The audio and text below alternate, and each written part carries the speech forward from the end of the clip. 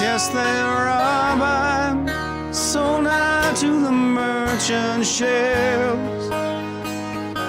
Minutes after they took out from the bottomless pit, my head was made strong by the hand of the Almighty. We forward in this generation triumphantly. Won't you help to sing these songs of freedom? It's all I ever have. Redemption songs, redemption songs.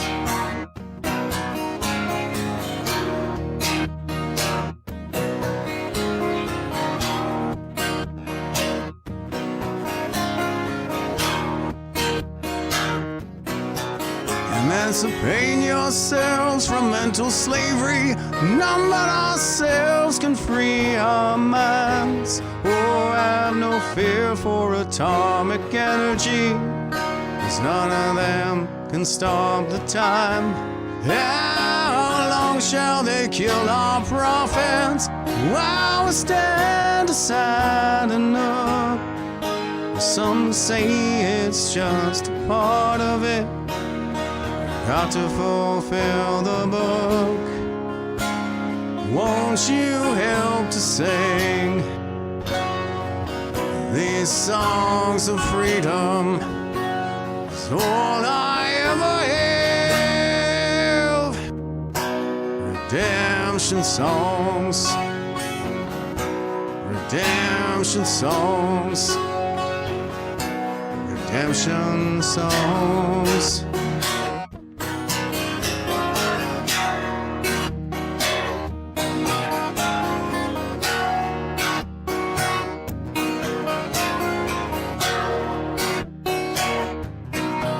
Emancipate yourselves from mental slavery. None but ourselves can free our minds. Oh, have no fear for atomic energy, 'cause none of them can stop the time. How long shall they kill our prophets while we stand aside and look? Some say it's just a part of it. Got to fulfill the book. Won't you help to sing these songs of freedom? It's all I ever have. Redemption songs, redemption songs. It's all I ever have. Redemption songs, redemption songs, redemption songs.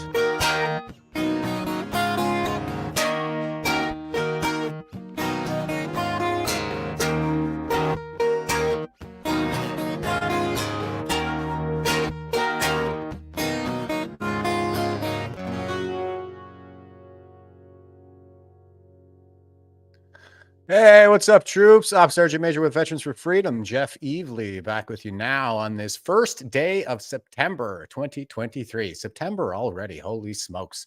I don't know where the summer went, guys. It's been crazy. The time's just flying by. We're so busy with all this hard-working, freedom-fighting type stuff. So I got all the regulars on board. I'll go ahead and say my good mornings. Colleen is here saying happy Friday, folks. Yes, it's Friday. That's right. That's why I'm wearing my red t-shirt, because this is something that we were doing back in the 2000s, early 2010s. Everybody would wear red on Fridays to honor the troops. And that's what the yellow ribbon is as well, that support our troops. So it seems like that's kind of fallen by the wayside in recent years, especially under the Trudeau regime. So We're looking to bring it back here around Veterans for Freedom. It's Red Friday, everybody. And Daryl, our most based of all V4F members, is saying, hey, everyone. Hey, Daryl, what's up? And Kelly is here saying, good morning from Prince Albert, Saskatchewan. Special thanks to the Westerners for being with me so early, as usual. My homie from Cape Breton, James Q, is here saying, good morning, everyone. Good morning, Jeff. Share, share, share. Thanks for the top cover, James, because I am the worst guy for not sharing my own stuff. Please get this out there, folks. We got to get the word out there. And Darlene is saying, good morning, folks. Tuning in from New Brunswick and giving us the heart right back at you. Thanks for always being with us there, Darlene. Holly is saying, good morning, all. Good morning to you.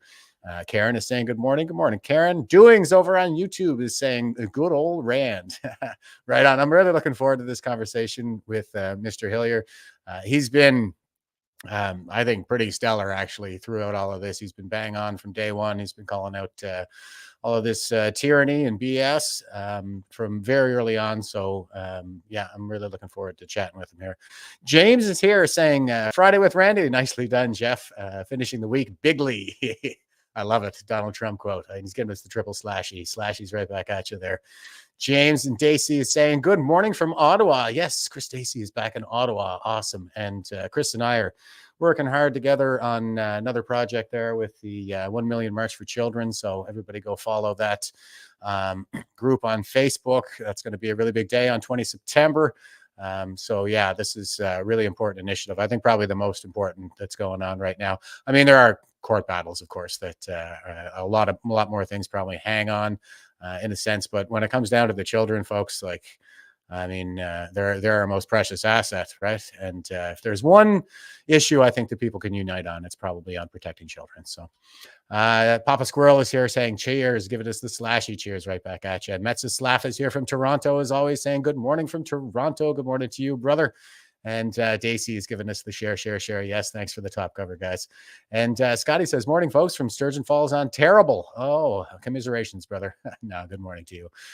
Jane is here saying, happy Friday, folks. Happy Friday to you, James. And Gloria is here, as always, saying, good morning, everyone. Good morning to you. And Candace is saying, good morning from Chilliwack, BC. Wow, special very special appreciation to the Westerners all the way out there in BC for being with me first thing in the morning.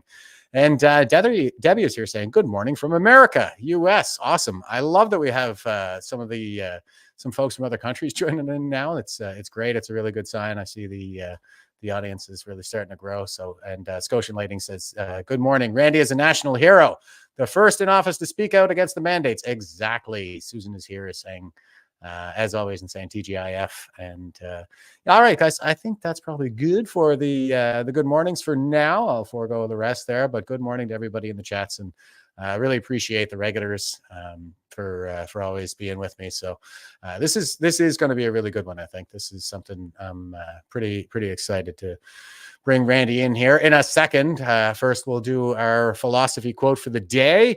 And this is Sun Tzu, who wrote The Art of War in the 5th century BC. And like I'm always pointing out, the supreme art of war is to subdue the enemy without fighting. So I think that has a lot to do. I think that's why Sun Tzu is still relevant today, is because of a lot of the things that he wrote. Not so much around cavalry movements on a battlefield, but more because of chapter 13 in particular, which is titled The Use of Spies. And we're going to get into that a little bit. I didn't say hi to the folks over on Rumble there, but In It for Love was the first one in the chat saying good morning. So good morning to you for their In It for Love. And thanks for being on board. Okay. And here's our meme for the day. There's the dear leader himself, Justin Trudeau.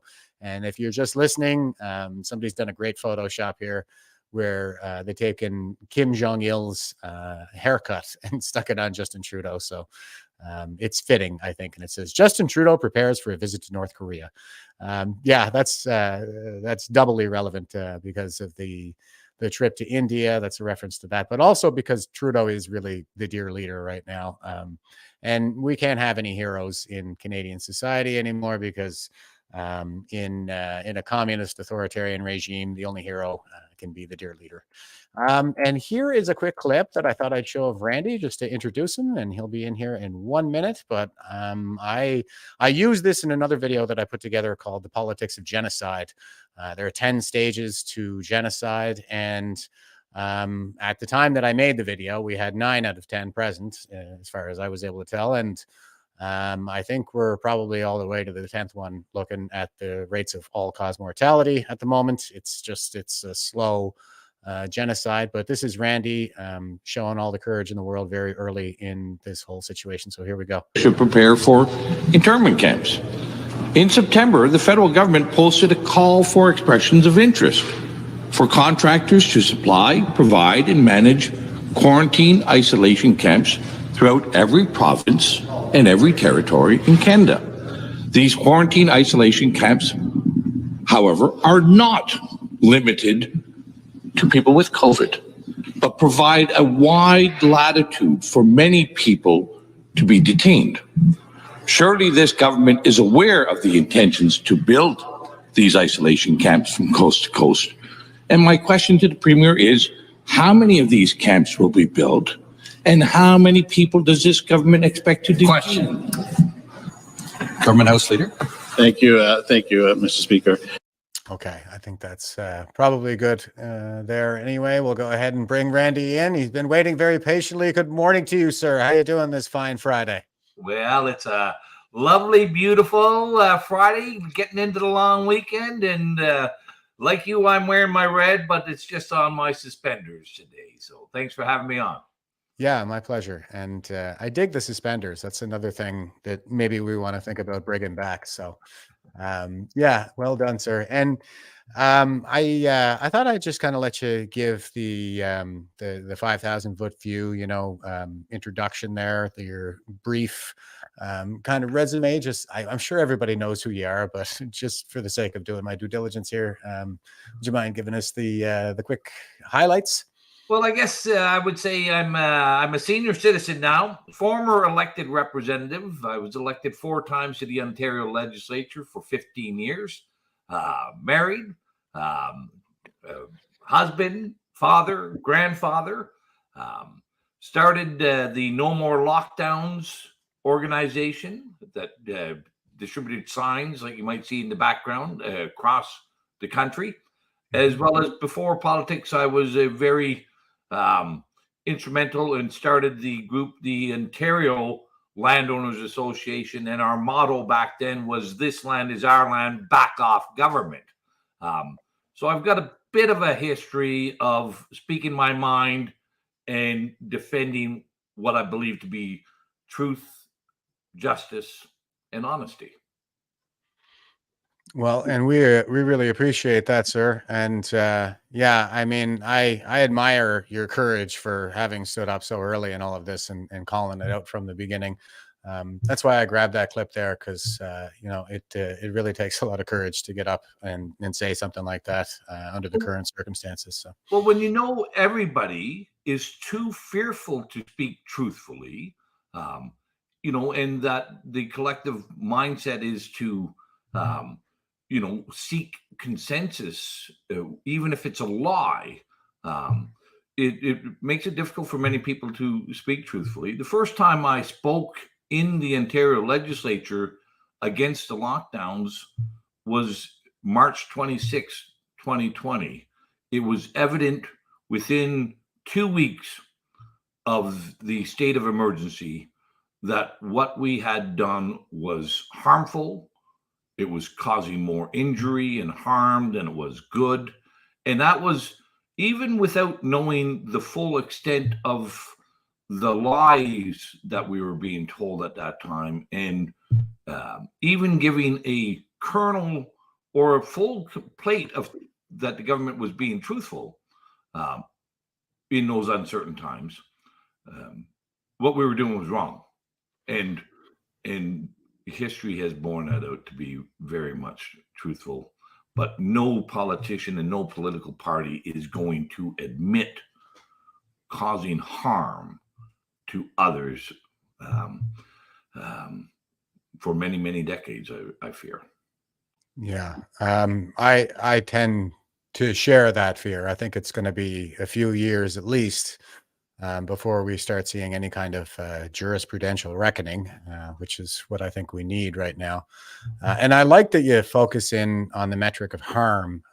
That's kind of what I'm always pointing out as well, is when you're a leader at that level, like that's the decision-making framework essentially, is some harm will result no matter what you do. And your whole task is to choose the least harmful option. And that seems to be the thing that nobody's been doing in any of this. Well, let me just add, that is what a reasonable person would do. Right? Mm-hmm. That's what a rational person would do, or a rational or reasonable group of individuals. But we are under a very great misunderstanding in our country of what a political party is and what its objectives and its priorities are. And this became very evident to me during my time in politics. In a caucus, in any established political party that we have in our country, there are only two priorities. The first is to, well, I guess it's only one priority, and then the other ones are mechanisms to achieve that priority. In a caucus, it is only discussed how is the political party going to benefit from a decision of legislation, regulations, or policies. It's not about how will the public benefit or how will the public be harmed. How will we as a political entity improve our position and more likely continue to retain power? Right. A couple of mechanisms on that that is achieved is to ensure that there is a great deal of money and wealth that comes into the party. That's the number one mechanism. And again, that is also to ensure that there's enough votes, to retain that legitimacy in power. So it really comes down to, all the decision making comes down to, will it gain us greater number of votes, and will it gain us greater wealth for the political party? It's how it impacts you, Jeff, or anyone in your audience. The political party doesn't give a tinker's damn. Yeah, I think we can kind of see that from the outside too, around here at least anyway. And yeah, it is, I think, the will to power that really does motivate our leaders, especially during the current era. And Cindy Irwin is over here saying, "Morning, Jeff Hart. Sorry I'm late. I had to rescue a turtle that came to visit this morning in the office." Well, oh, isn't that sweet? But you owe me some push-ups, Cindy. So give me 10. All right. So what we're here to talk about today, primarily, as the title says, is we're talking about China-Canada relations. And here's a little clip to give us a snapshot of the current moment. This is MP John McKay. He was a Liberal caucus member. And here's what he had to say. Mr. McKay, can you tell me what you think should be done about the questions being raised now about what the government knew about foreign interference? Well, my views are that this is far larger. That Canada, that the government of China is an existential threat to Canada on a multiplicity of levels, and we need to come to terms. Is your government doing enough to deal with that, to confront it? Well, it's not for me to say. Well, you're a member of the governing caucus. The caucus, right. But I think we need as a nation to come to grips with the desires of the government of China to turn us all into vassal states. And I don't think we have. So you think the public inquiry is warranted then? No, I think we need to think our way through this very, very carefully. Why? What's the risk of it? Well, because it's an existential threat that we've never ever faced before on a multiplicity of levels. It sounds like you're saying it's more of a problem in terms of the election and the democratic process. It's more than the election. It's at the universities, it's at the police stations, it's at the Confucius Institutes, it's at the exploitation of resources, I think it's far bigger. Okay, there you go. So that was John McKay stating that the Chinese government is an existential threat to Canada. And you and I were talking a little bit there prior to coming on, Randy, and you mentioned the Sidewinder report, so I thought I'd dig that up as well. And yeah, do you mind just giving us the quick highlights on where you see this issue, I guess, just to kind of start us off? Well, let's just first off say, what John McKay just said was a good illustration of just how stupid people in political parties are, or naive, if you want to use a more diplomatic word.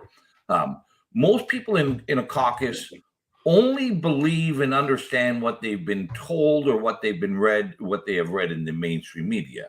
They do not recognize their own experiences or observations. So he was parodying a line.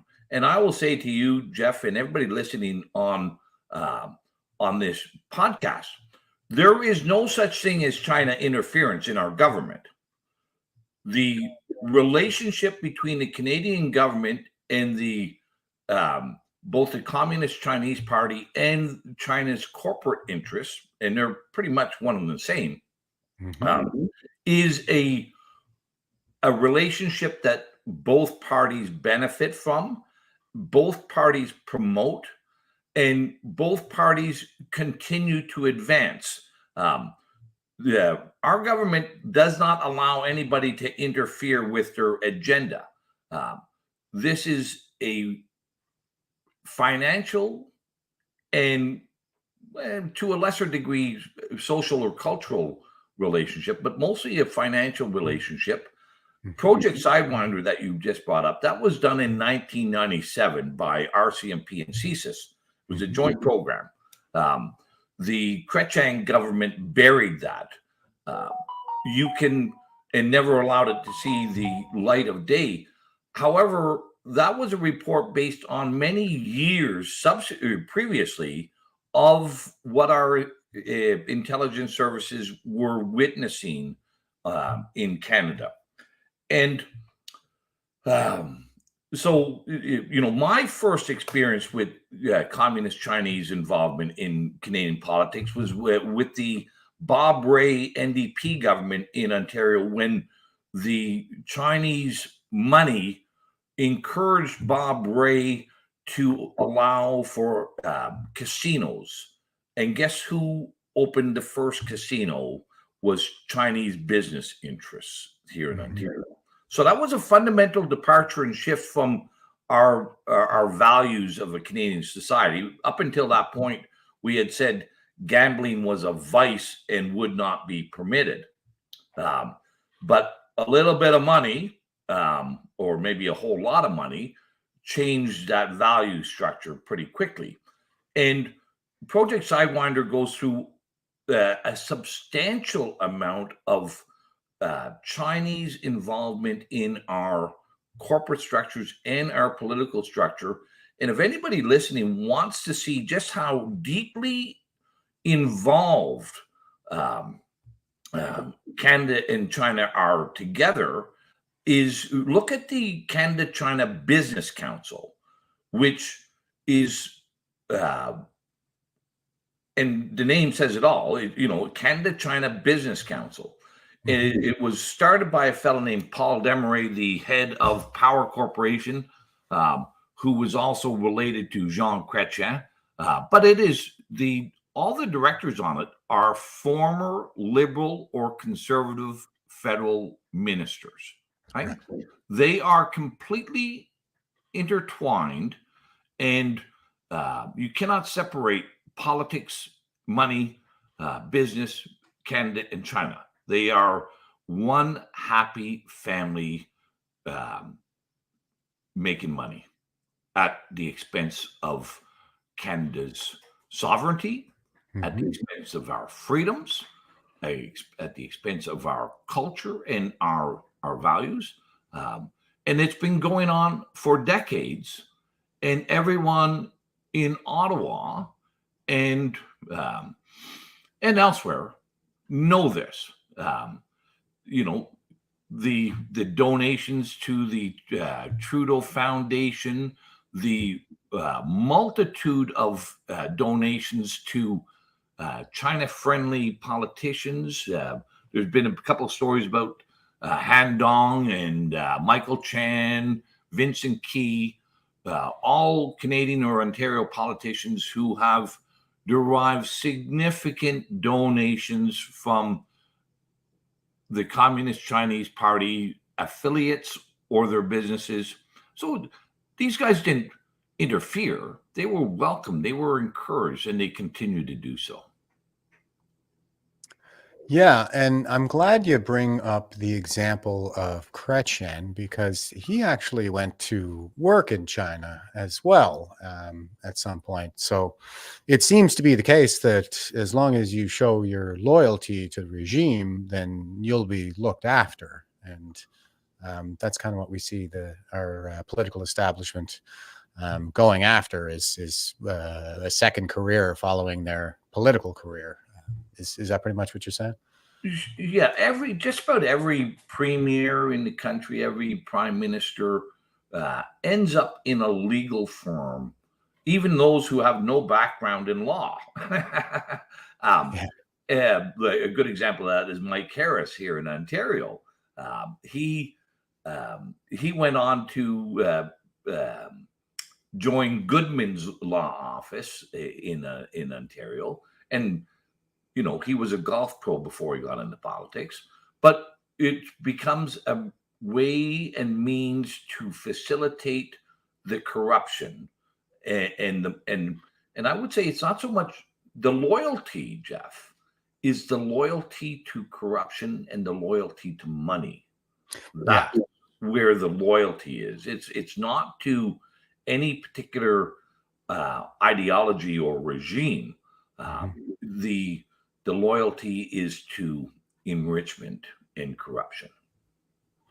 Right, exactly. Yeah, well said. And here is the Sidewinder report, folks. I recommend that you go out there and check it out. You can see like all of these different categories. The table of contents here. I'll just read from this for a second. It says Beijing strategic alliances, the lessons of Sun Tzu. I'm talking about that here all the time. Sun Tzu wrote The Art of War in the 5th century BC, and I think it's still relevant today, mostly because of chapter 13, the use of spies. Hundreds of Canadian companies made in China. They've got multinationals like CITIC, Norinco, Polytechnology, CIBC, and the Hong Kong Bank. So banks and financial institutions, high technology, entertainment and media, food services industry, real estate and hotels, universities and research centers. So that's what they identified all the way back in 1999. This is the kind of stuff that we talk about here all the time. Really important one here would be the importance of the Chinese diaspora. Because that is, again, something that we talk about all the time, is how they leverage a lot of their own citizens or former citizens here in Canada, and the Chinese student population as well, to leverage them for data collection, for spying, and this kind of thing, through blackmail, bribery, and whatever else it takes. And I have a paragraph highlighted here that I'll read to you here. This is under Chinese intelligence services and triads financial links to Canada.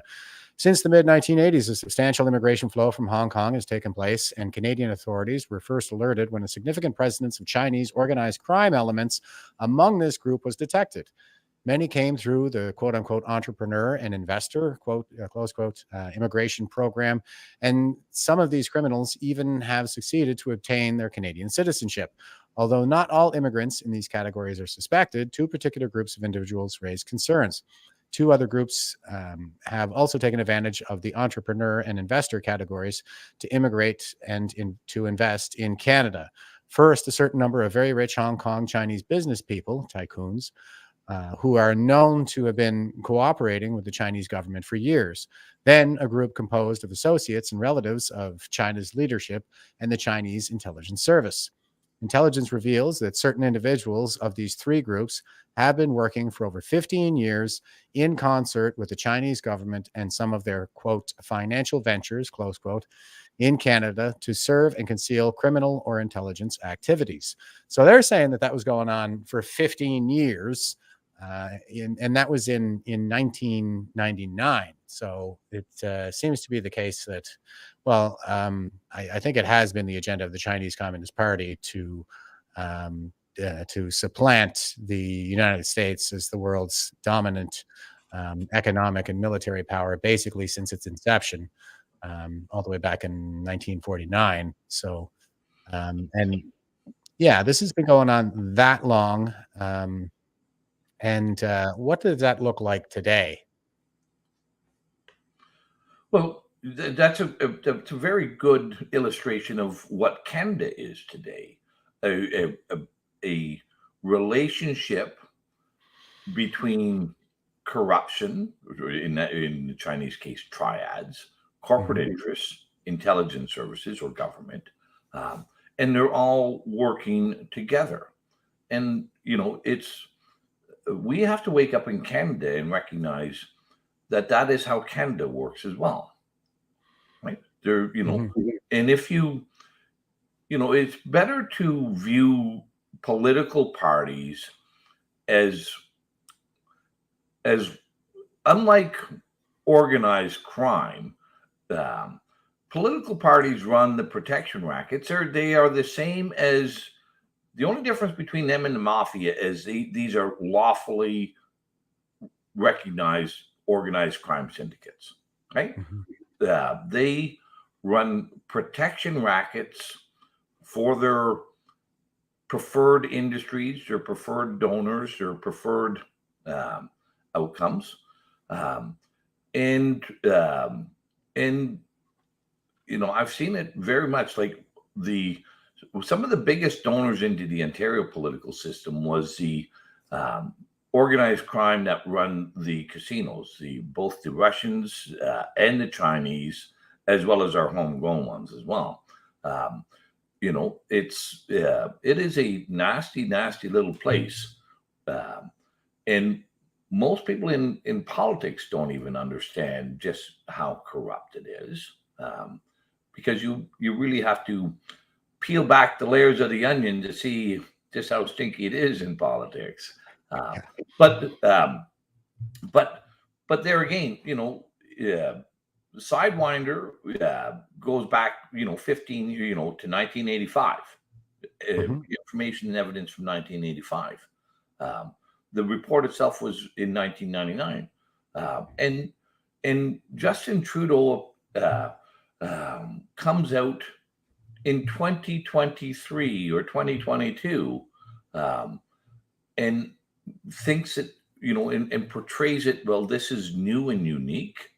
I spoke with one of the authors of that Sidewinder report years ago, one of the RCMP officers, and of course he was ostracized from the RCMP and from his career for having the balls and the audacity to speak truthfully in 1999. And he was one of the ones who first blew the whistle on how the Canadian consulate in Hong Kong was working with the triads and the Communist Chinese Party to create visas and facilitate the movement of dirty money and corrupt people into Vancouver. He's a fine individual, but for speaking truthfully, he got hit pretty hard. Yeah, that seems to be a growing trend. Even with the CSIS whistleblower, it seems to be that the political establishment has identified the real problem there to be the whistleblowing itself, as opposed to the corruption on which the whistle was being blown. And they talk quite a bit about these financial interests. Like I said, all these different headings, it's all the way down to, the universities and research centers, those Confucius Institutes, like we saw Mr. McKay highlighting there, and real estates and hotels, the food service industry, everything. So I like to highlight some different examples of suspicious activity, I think, that could fall into this category. And here is the Sunrise Group here, and this is their homepage here, and this is what they do. This is consulting, immigration, study abroad in Canada, Sunrise Capital. I'll just read a couple of underheadings here. It says under the study, it says Study Abroad Canada is an internationally recognized language school that has been offering programs since 1994. The Private Language Institute is registered with the federal government and is recognized by PEI, Standing Committee on Education and Innovation. The consulting portion here says Sunrise Consulting provides services in a wide range of clients, small, medium, and large private sector companies, governments, and educational institutions throughout Canada, China, and the rest of the world. We've talked about this here before, but I'll just do a quick review. I think I only did one podcast here on it, and let's take a look at the message from the president. So here's the message from the president. This is Frank Zhu. I mean, his real name is Schwan. I think that's how you say that. It says President of Sunrise Group, Board of Directors of Atlantic Provinces Economic Council, Executive Board Director, Secretary General of Canadian Chinese Friendship and Goodwill Association, Board of Governor of University of Prince Edward Island, Top 75 immigrants of Canada in 2015. Now, we just go on here. Here's another example from Atlantic Business, how Charlottetown entrepreneur Sherry Wang made the grade. And it says, Sherry Wang came to Canada in 1999, graduated from Simon Fraser University and moved to Atlantic Canada in the mid-2000s. Quote, first I struggled, but I was attracted by the beauty here, and this became home, close quote, she says. Today, Sherry guides an array of companies from Charlottetown to Beijing, providing services in areas such as education, international business development, and trade and logistics. In 2009, she became the co-owner of Study Abroad Canada. That's the heading that I just read there on the previous page. The only language school in PEI that is Languages Canada certified. Study Abroad Canada has pathway arrangements and many regional colleges and universities, and offers programs targeted at international studies and newcomers to Canada. And here is Mr. Frank So and Sherry Wang, shiny happy people, holding hands. And it says, Chairman of the Ascension Group and Chairman of CISBOR International Education were invited to participate in the 70th Anniversary Series National Day. And it says here, on October 1st, 2019, Mr. Zhao Xuan, chairman of the Ascension Group, and Miss Wang Su. So, I mean, their Western names are Frank Zhao and Sherry Wang. And she says, chairman of Thinking International Education, were invited to participate in a series of activities to celebrate the 70th anniversary of the founding of the People's Republic of China in Beijing, China. In the name of the Grand National Day reception held in the People's Congress Hall, the celebration of the 70th anniversary of the founding of the People's Republic of China, and the National Day Parade held in Tiananmen Square, and the celebration of the 70th anniversary of the People's Republic of China, together with VIPs from all over the world, witnessed the magnificence of the 70th anniversary of the founding of New China. The founding of New China is essentially the founding of the Chinese Communist Party. And if you just kind of scroll down on this a little bit, you can see that it's straight out of the propaganda book of the Chinese Communist Party. They've got all kinds of little military parades going on and all that great stuff. And here they are being honored back in Beijing for establishing these connections and these business associations in PEI. So it's I would say suspicious that this kind of thing is going on all over the place, and most Canadians are none the wiser. What do you think, Randy?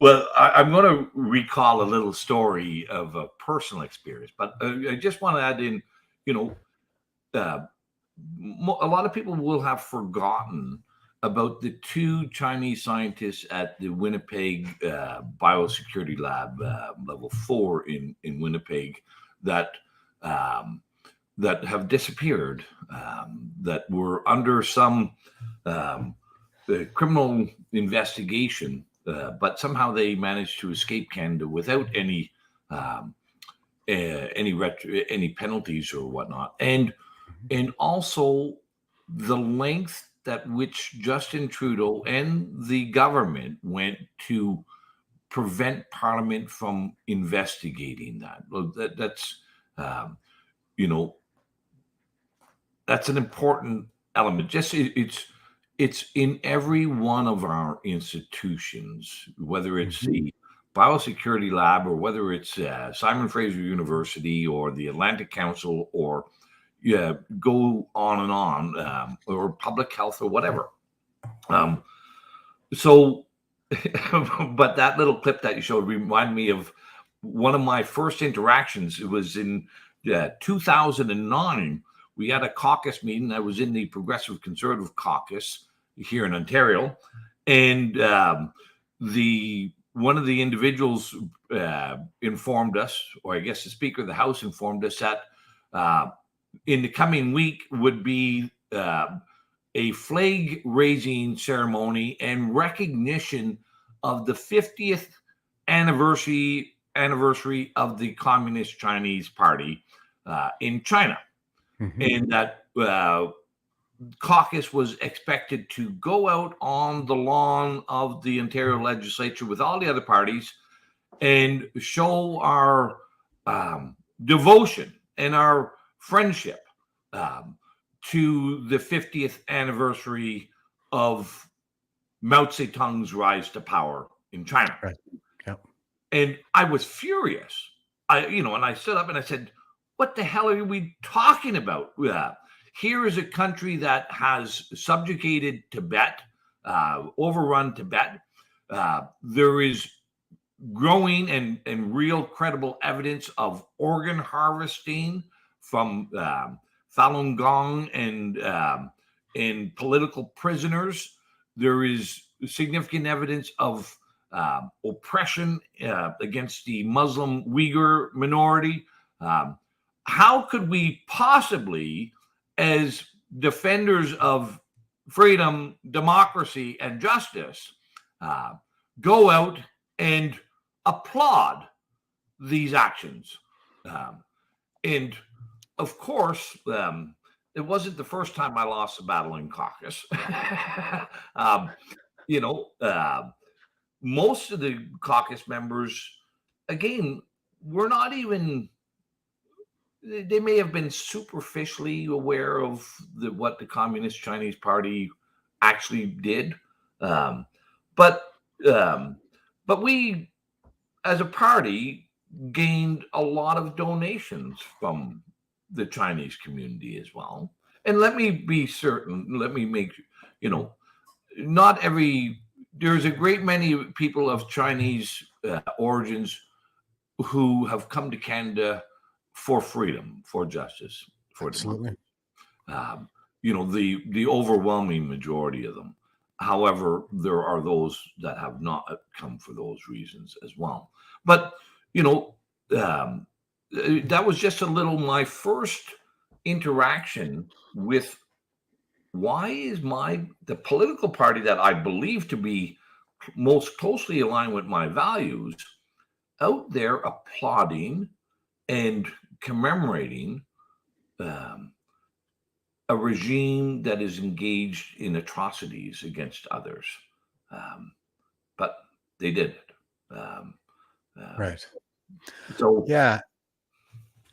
I mean, I've noticed that too. Like, for example, there was a bit of a stink that was put up when Slug Ford wanted to raise the Chinese Communist Party's flag in Queen's Park to commemorate their, I think it was the 75th anniversary or the 80th anniversary.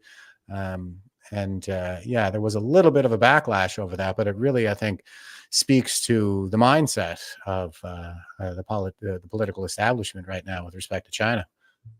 Yep, like there people from all political parties went to that flag raising, and Yeah.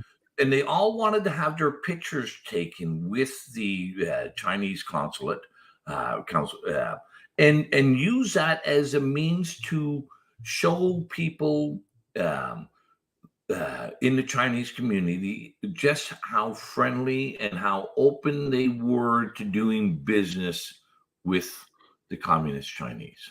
That's and the political parties, like I said, going back to the beginning, money is king here, and um, and there's a lot of money that can be derived from China. Yeah, and I'm glad that you highlighted the lab leak again. Well, not lab leak, but the level 4 biosecurity lab that we have in Winnipeg, and how there were two Chinese Communist Party affiliated scientists who were frog marched out of there by the RCMP. And my read of the political landscape at the time was that Trudeau actually called the 2021 election to dissolve the parliamentary committee that was established to look into that. So once we go through the election, we have new MPs and we have to reestablish the committee. And as far as I know, that committee, like it hasn't even really borne any fruit yet, has it? Well, so here's a quirk about the parliamentary process. Any action that's underway and an election gets called, all that legislation, all those actions, all those committees are dissolved with the parliament. Okay. And even any of the undertakings that were initiated under the parliament. So in that, the 2021 election was a way to get away. The parliamentary committee had demanded those papers to be provided to the committee for examination regarding these two scientists and the cover-up. Trudeau dissolved Parliament. That undertaking was quashed immediately. Trudeau then orchestrated the deal, of course, with Jagmeet Singh as well, that the NDP would support Trudeau and that they would not bring that back up in the committee, and they would oppose that undertaking in the committee. So now it was still a minority parliament, but Trudeau had both control in the legislature and in the committees with Singh's collusion. So that has never been allowed to be examined by Parliament, and both Singh and Trudeau are complicit in that cover-up. Yeah, but there's so many more. Look at how we treated that Huawei executive who, and how that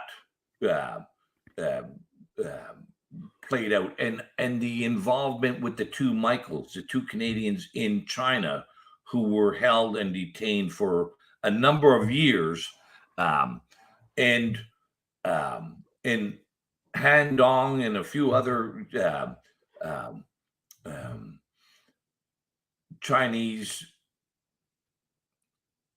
ethnic Chinese Canadian representatives in Parliament revealed that there was communication. Sam Cooper has done a marvelous job on this in revealing this about how they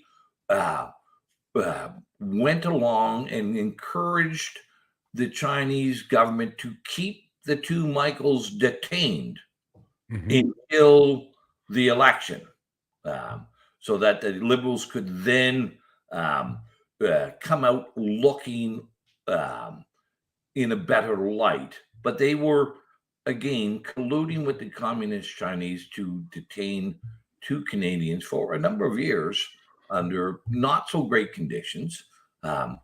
and that was, to find a way to get a suitable outcome for the Huawei executive as well.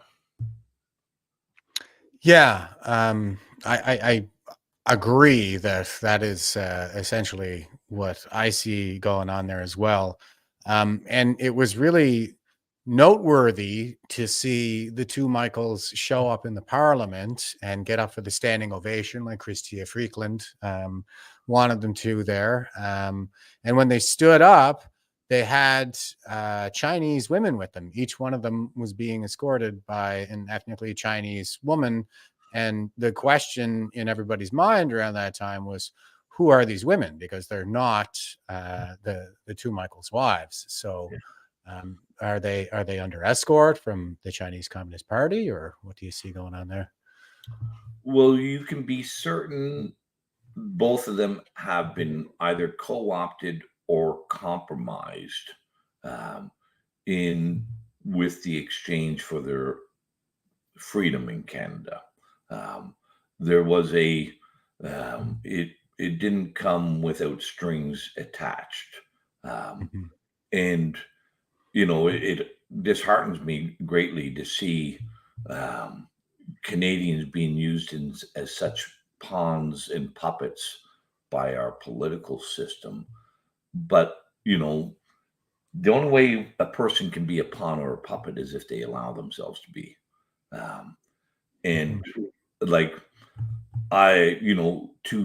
with the revelations that have come out about how our government was complicit in the detainment of the two Michaels, it was disheartening to see them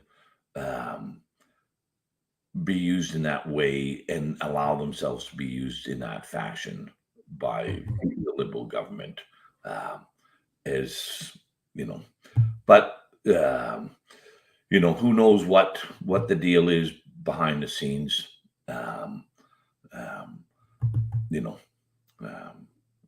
I don't have that.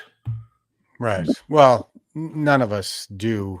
We need to kind of make judgment calls and raise these suspicions as we go. But really, I think what everybody should be pulling for here is a full and open, transparent public inquiry at this point.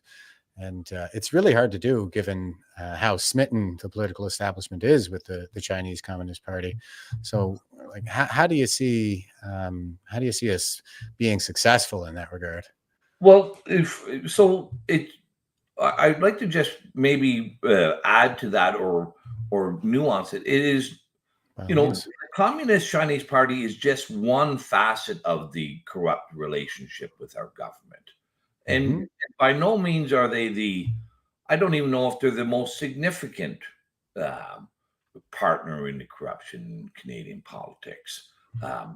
They're certainly a big player in the corruption, but it is our government who is corrupt. And this may be a hard thing for people to accept. And I don't say it lightly, but, our government is a reflection of Canadian values and morality because we are the ones who elect them, right? Like, that's the bottom line here. Canadians have elected, and it's not just one time that they've elected a corrupt government, and re-elected a corrupt government, and you see, maybe to give a proof point to that is the SNC Lavalin case with Jody Wilson-Raybould. So here was now SNC is not a Communist Chinese Party appendage, even though they do lots of work in China. They are a homegrown Canadian firm, a large firm. They were engaged in corruption here and abroad. The fortunately at the time, we had one elected member who was in a position to do things as Minister of Justice, Jody Wilson-Raybould, and she refused to engage in the corruption. She was tossed out from the Liberal Party, and in the subsequent elections, once again, we elected the corrupt parties. So, one must, however distasteful it is, say that Canadians are okay with corruption. Canadians are okay with dishonesty. Canadians are okay with politicians enriching themselves and mishandling the public purse, because, well, we just keep electing them. Here's the latest example in Ontario where, and again, this is just to show that it is not just the Liberals. Doug Ford's Conservative Party has just been caught making a deal that enriched a few developers, a few friends, to the tune of $8.3 billion, according to the Auditor General. That's not chump change, $8.3 billion.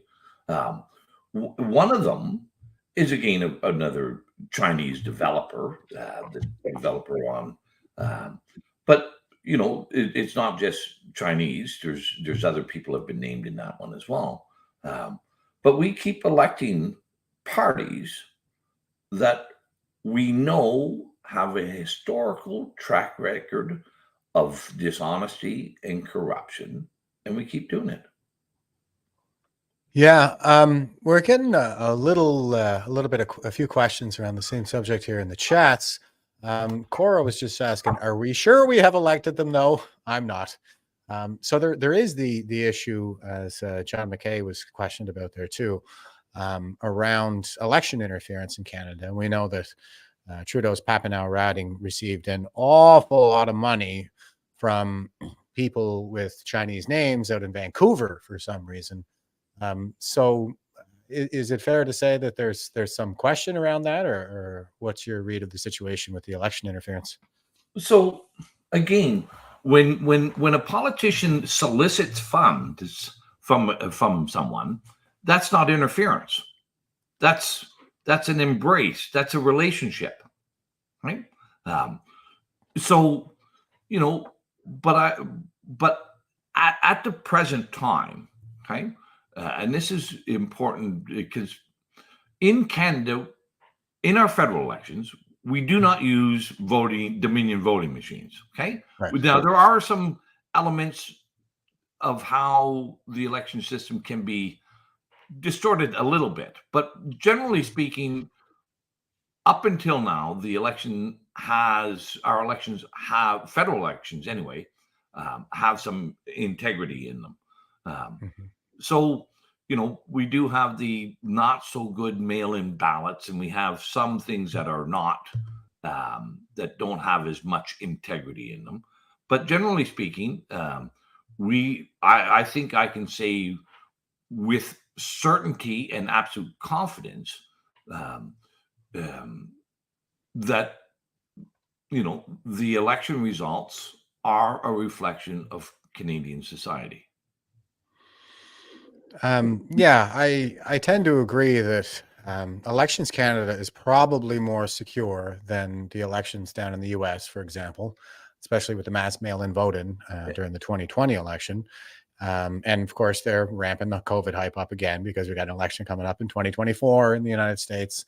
So they'll probably try to run that same game plan again.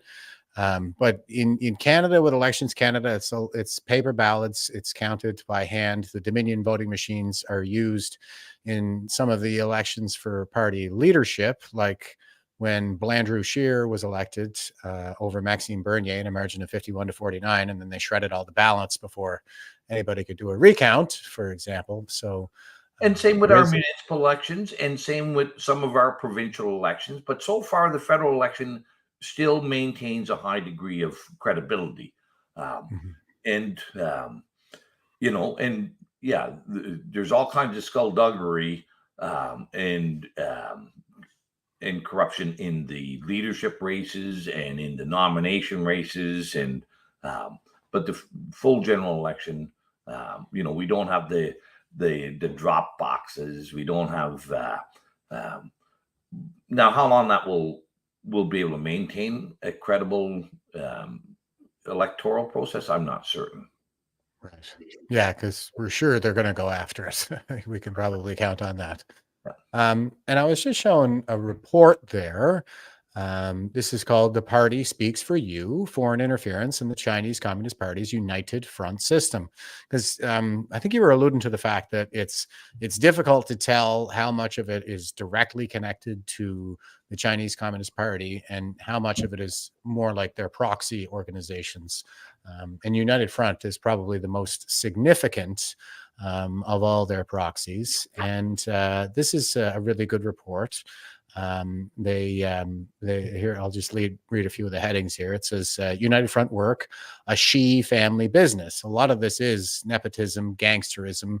The Chinese Communist Party is effectively the dominant gang in China, and they're aspiring to be the dominant gang of the world. And I like that you use the word racket. It is essentially a protection racket. I mean, all government is essentially a protection racket. It's just that our governments have the social license of the people through the franchise, but that is not the case in China. It really is just kind of the dominant gang that leads there. I'm going to, they talk a lot about like propaganda, agencies, groups targeted by United Front work, foreign interference in the United Front system, so on and so forth. And here's a quick snippet here under the first heading of what's the problem. It says, the United Front systems reach beyond the borders of the People's Republic of China, such as into foreign political parties, diaspora communities, and multinational corporations, is an exportation of the CCP's political system. It undermines social cohesion, exacerbates racial tensions, influences politics, harms media integrity, facilitates espionage, and increases unsupervised technology transfer. Sound familiar? But once again, let's just add to that. We have a prime minister who is on the record, and has never retracted this statement, that he admires the communist Chinese system. Yeah. Okay. So again, how can one call this interference when the head of our government says this is the way we ought to be? Okay. It's bullshit what, like, how can any God-fearing, freedom-loving family individual in Canada actually cast a vote for someone who says, I admire the communist Chinese system, right? Mm-hmm. But I'll add one little element to what you said there as well, Jeff, if you don't mind. And that is you mentioned that we have the franchise here and that the Chinese don't. Well, that's not quite true. They have a vote as well. Now, there's only the Communist Chinese Party that they can vote for, right? Yeah. So, they are very clear and upfront that there is a single unified political system under the Communist Chinese Party. We are still under the illusion that our established political parties are different. All our political parties are indeed singular in there is hardly an ounce of daylight between any of them. They may be critical of one another for for some theatrical benefit. Mhm. But who of them? We have 338 members in our parliament. Did any one of them speak out against lockdowns and against the violations of our constitutional freedoms? Well, the answer is no. They all buy into the climate change hoax.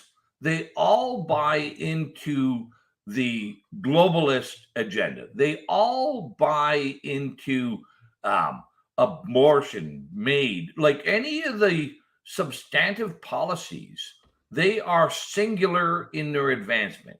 There may be one or the other may have their foot on the gas pedal a little more than the other one, but they're all heading in the same direction.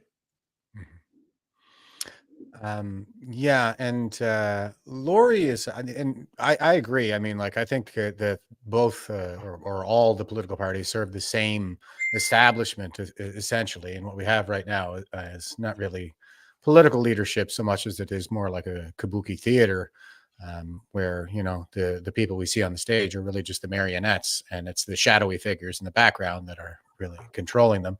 And Lori is asking, how many Chinese Canadians have had their votes influenced by the CCP and how many ridings? Well, I think that's the kind of thing that we would need an inquiry to really sort out. But there is an awful lot of activity in that vein over there on WeChat. What do you think of that one there, Randy? Well, I would say it's probably a similar proportion to the number of Canadians who are influenced in their political choices by money, right? And whether the money it comes in the form of a CERB check, or whether the money comes in the form of a policy decision, or whatever, it's they are, if that's going to be your determining factor, and I think there's a lot of Canadians who vote based on their own, what they see as their own financial position, protecting it or improving it. And I think it's probably equal with the number of Chinese diaspora who, like, I don't see how it would be any different. Maybe I'm missing some of that, but doesn't appear to me to be much difference. Yeah. And we were just looking at the United Front document there, that report, and I'm always interested in, well, we talk about the psyops around here quite a bit. A lot of us come from a military background, and fifth generational warfare, that kind of thing. But fifth generational warfare is not really anything new. It's probably first articulated by Sun Tzu in the 5th century BC in The Art of War, where, essentially he talks about subverting a state, engaging in a practice of elite capture, turn the state against the people turn against the state, pit all the different ethnicities off each other, and we'll all just kind of be at each other's throats until the state effectively implodes on its own, and then we'll have to be content with whatever solution the Chinese choose to impose upon us. But it mentioned the use of racism in a lot of the United Front's work, and this is something that we see in Canadian politics all the time. Is how we're all being called racist all the time. And here is Senator Wanpao Wu, who denounces the RCMP allegations of Chinese government interference in Canada during a news conference on May 5th, 2023. And the title of the article here is Chinese Exclusion Act Should Be a Warning of What to Avoid with New Influence Registry, Senator says. We need to be vigilant against new types of legislation that also bring about exclusion of any sort, Senator Wanpao Wu said. And this is something that I find very interesting, and I'm always tracking. But here's True North, and it says Kamloops discovery, not a mass grave, says Kamloops. I can't pronounce that chief, but the chief over there in Kamloops is saying that the discovery that they made in Kamloops with the ground penetrating radar is not actually a mass grave, and we have yet to see any forensics to support that. And there was just a report from another site where ground penetrating radar was used to discover some anomalies in the basement of an old church. And the chief of that band council just came out last week, I think it was, and said that it all turned out to be rocks. But yet Canada had its flags half-masted all over the world for 6 months in order to atone for our racist past on this frontier. It was all predicated on this discovery, I guess, the ground penetrating radar preliminary report that indicates soil disruptions in the vicinity of Kamloops. And here's another one here where, they're taking down the statue of Cornwallis. It says, this is the national compost, and they say the true history of Cornwallis shows he's more of a victim than a villain. If we want to punish the fellow responsible for all that bloodshed and sorrow almost 3 centuries ago, we've got the wrong man. And the crux of the article here is that basically the Micmac on the East Coast were being paid 1,600 francs per Anglo scalp by a guy named Jean-Louis Leloute on the French side. So it's a much more kind of sordid history of conflict than the media has led us to believe. They've led us to believe that we have a racist past to atone for, and it seems to be the case that even senators are using this card to further the political agenda here. Here's Juan Pao again, and he's tweeting out from a presentation by Emeritus Professor Timothy Stanley at University of Ottawa at CPAC EDI Awards ceremony. Hashtag Chinese Exclusion Act centenary. Is that a centenary? I think you mean centennial. This is he's tweeting out this slide from this presentation, and this is John A. Macdonald's greatest achievements, 1885, and some quotes here that are going to be very distasteful to a modern reader, but it says Chinese eccentricities, Chinese immorality, Asiatic principles are aberrant to the Aryan race and Aryan principles. The Aryan races will not wholesomely amalgamate with the Africans or the Asiatics, and that the cross of those races, like the cross of the dog and the fox, is not successful. It cannot be, it never will be. If the Chinese are allowed in Canada, quote, we will have a mongrel race, and the Aryan character of the future of British America should be destroyed. Yeah, that's, oh, sorry, hang on a second, but yeah, that doesn't sound so good. This was my reply. I just put this up this morning while I was researching this to Yuan Pao Wu. This is a laundry detergent from modern day China. A laundry detergent commercial, I'm sorry, from modern day China.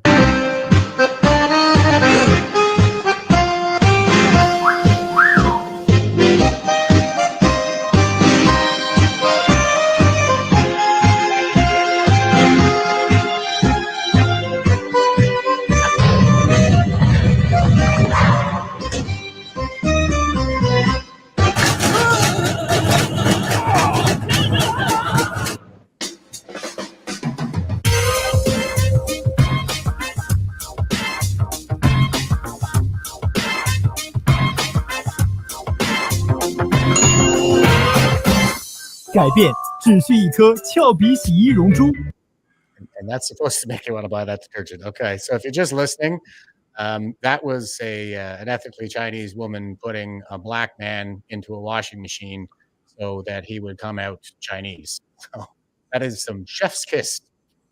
Perfect racism right there. They're unabashedly racist over there in China. And here we're the ones who need to atone for something that was said in 1885, apparently. So, yeah, what do you think, Randy? Is that part of what we're having to live through right now? So let me just there's a whole bunch there. Let's see if I can go through this in some sort of sensible order. Sure. The greatest numbers of people who are promoting the idea that Canada is a racist country are Canadians, our Canadian institutions, our schools, our universities, our government. They are the ones who are promoting a distortion of our past and a lie about our present.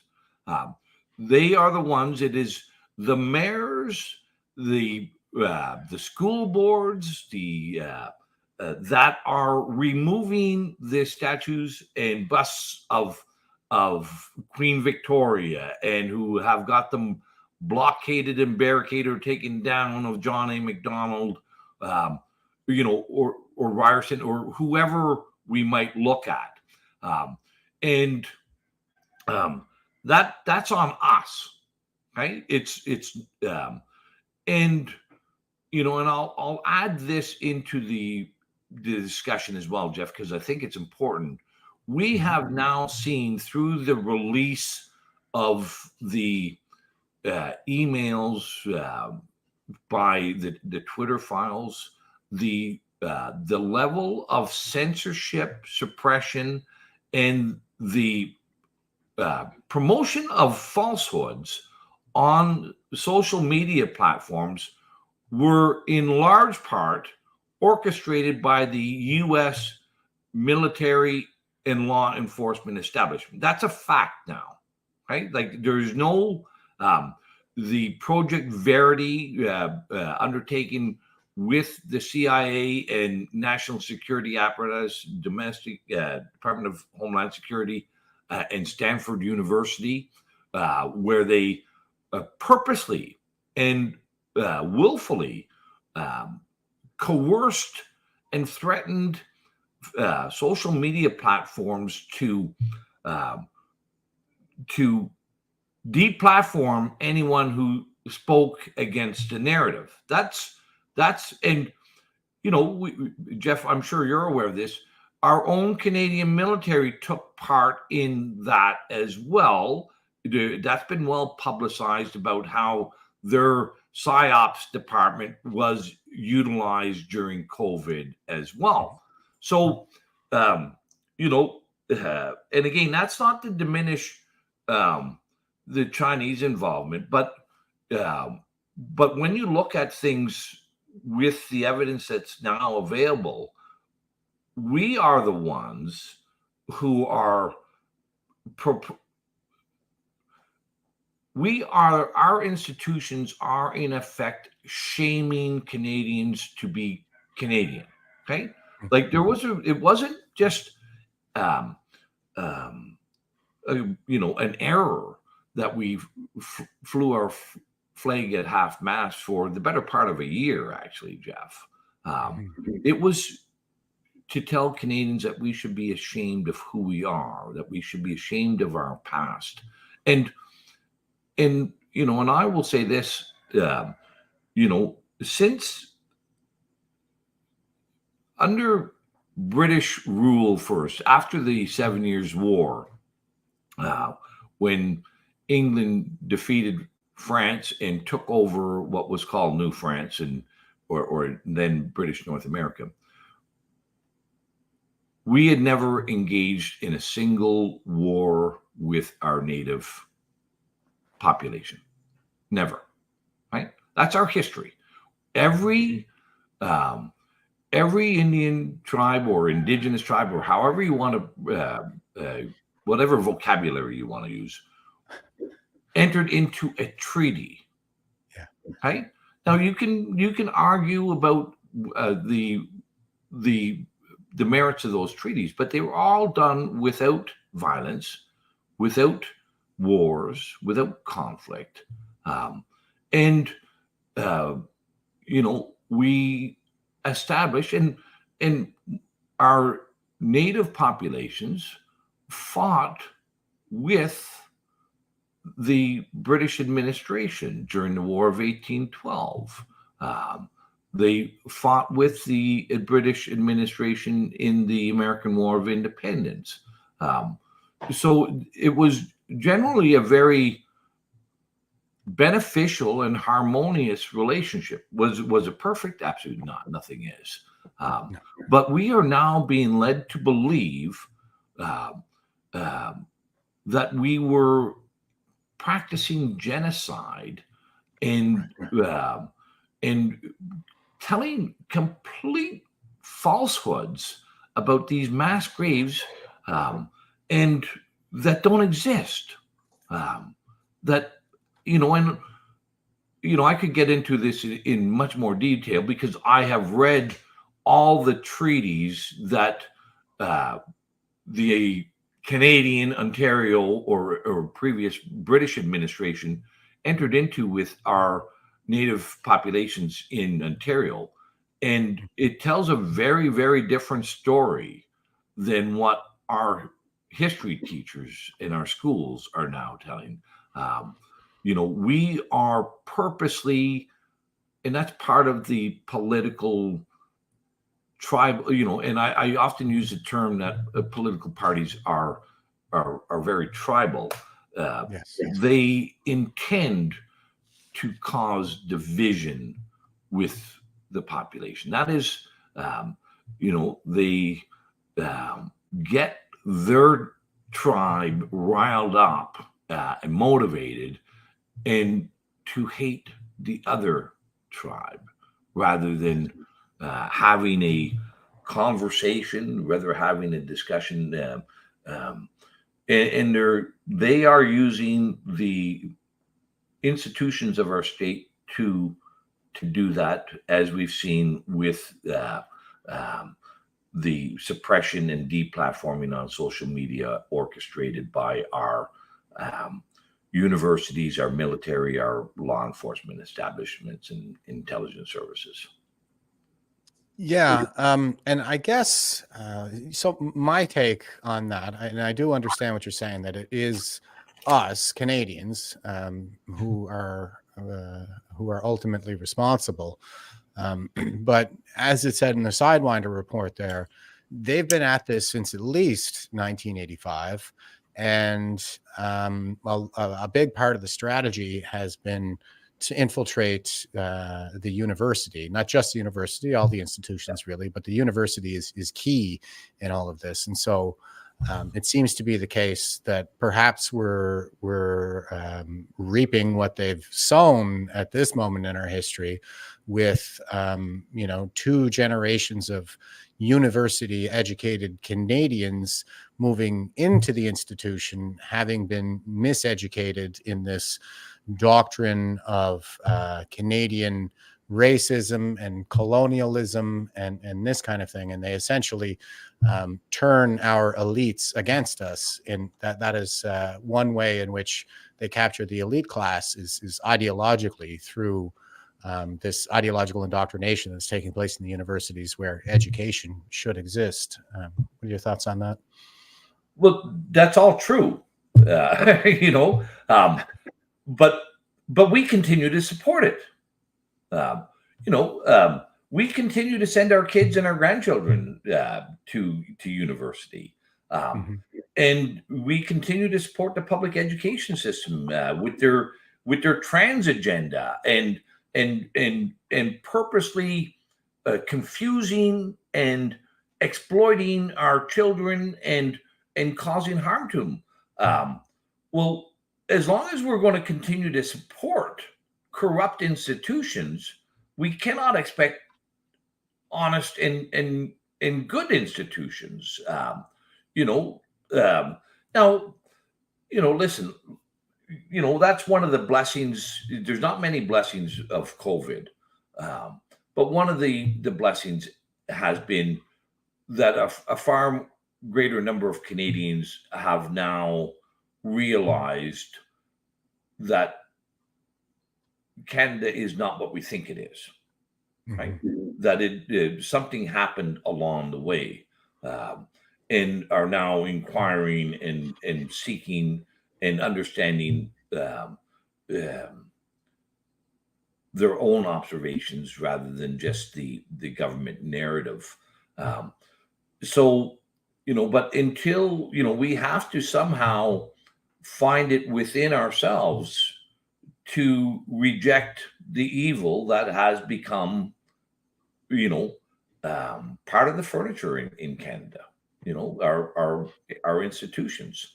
And so people, when they see manufactured lies about Sir John A,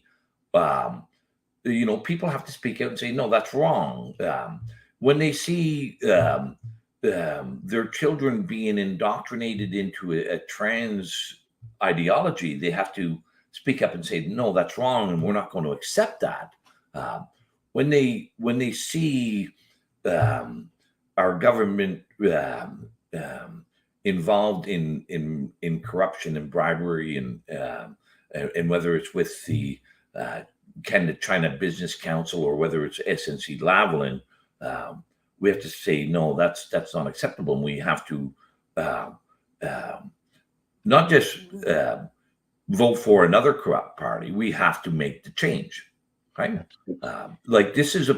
This system cannot change without Canadians making the decision to change. Right, and I'm glad that you mentioned the trans agenda in there and Canadians making the decision to change, because we do have this event coming up in September on the 20th. This is the 1 Million March for Children webpage. So this is something that V4F is supporting, and we have multiple volunteers engaged in the planning and coordination and attendees, speakers for the events. So this gives me an opportunity to plug for this this event. So it's the 1 Million March for Children.com. And again, that's coming up on September 20th, 2023. And all over the country, we see that people are engaged here. We have marches going on in just about every province now. Last time I checked the list, we had over 30 towns and cities all signed up to do this. So there are plenty of signs of people waking up to these issues in various ways. If not making the connection to the Chinese Communist Party, then at least they're starting to see through some of the BS here. So that is encouraging. I think that people are waking up. And I guess I'm wondering what you're doing on the 20th there, Andy. Well, so many of your audience and yourself probably aren't aware. I am under a significant, not only do I have a significant number of charges still against me, but I'm under significant court restrictions. I'm not allowed to be in Ottawa. If I go to Ottawa, I get a go directly to jail card for breaching my violations. If I am seen in proximity of or in discussion with a whole host of people, many of who I have never met and don't even know them, I would wind up back in the Crowbar Inn.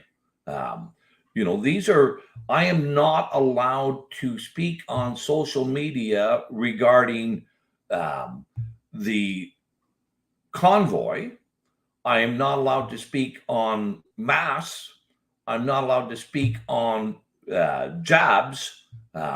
There's a whole host of conditions that have been imposed on me, as well as the criminal charges and the remaining provincial offense charges.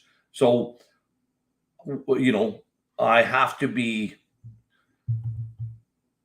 to take that into consideration, and that has limited my my being out in public.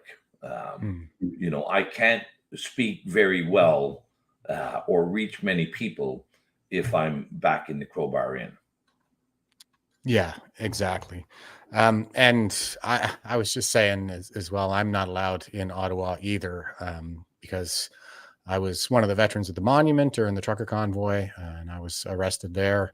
And conditions were imposed for me not to return to the downtown core, which, I did for Rolling Thunder, and then I was rearrested. And now the area to which I cannot return has been expanded to the greater Ottawa area. So That's Aaron prior to Rockland, if you can believe that. But so I'm actually thrilled that the main event for the 1 Million March for Children is taking place in Toronto, because that's something that I can attend.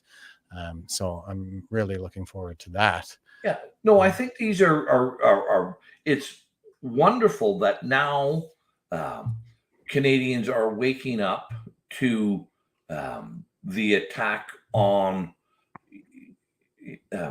It's not just an attack on our children, Jeff. No. And for people that want to, I have a little series. It's called the Scuttlebutt Lodge podcast series on my YouTube channel, where I discuss my observations and experiences during elected office. And one of them is entitled How Governments Groom Our Children. I speak about the first time that I became aware of this agenda in politics, and how every political party was involved in Ontario in the adoption of the trans movement and the trans ideology.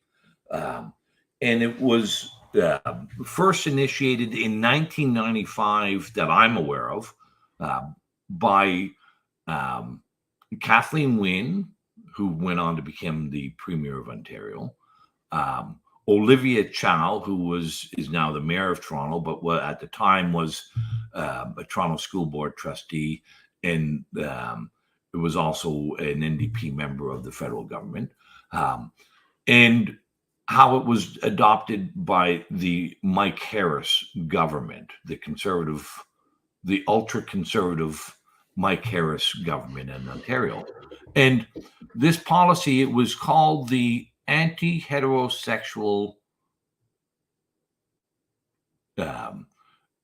policy by the Toronto District School Board. And that's where they created the first exclusively trans LGBT school in Toronto in 1995. Right? It was done quietly. Some people in politics knew about it. But when I first found out about this, it was shortly after I got elected in 2007. I raised it up in caucus. I was speaking with another colleague, and we were both aghast that there was an exclusively trans LGBT school in Toronto, and the guy next to me, one of the most prominent social conservatives in the party at the time, turned to me. He says, "You shut up. You're not talking about this. This is not for you to talk about." Now, that was my only a few months after I got elected. I was still learning the ropes at that time, but I did some digging, and then I found out, well, yeah, okay, well, these guys know about it. Even the social conservatives, the guys who portray themselves as the great defenders of family values, were telling me to shut up. And then I go back in and find out that Mike Harris's government adopted this proposal from the NDP and the Liberals. And it's important that it doesn't say this is a trans policy. This is an anti-heterosexual policy, right? They see people who are engaged in heterosexual relationships and families as an evil, right? And that's now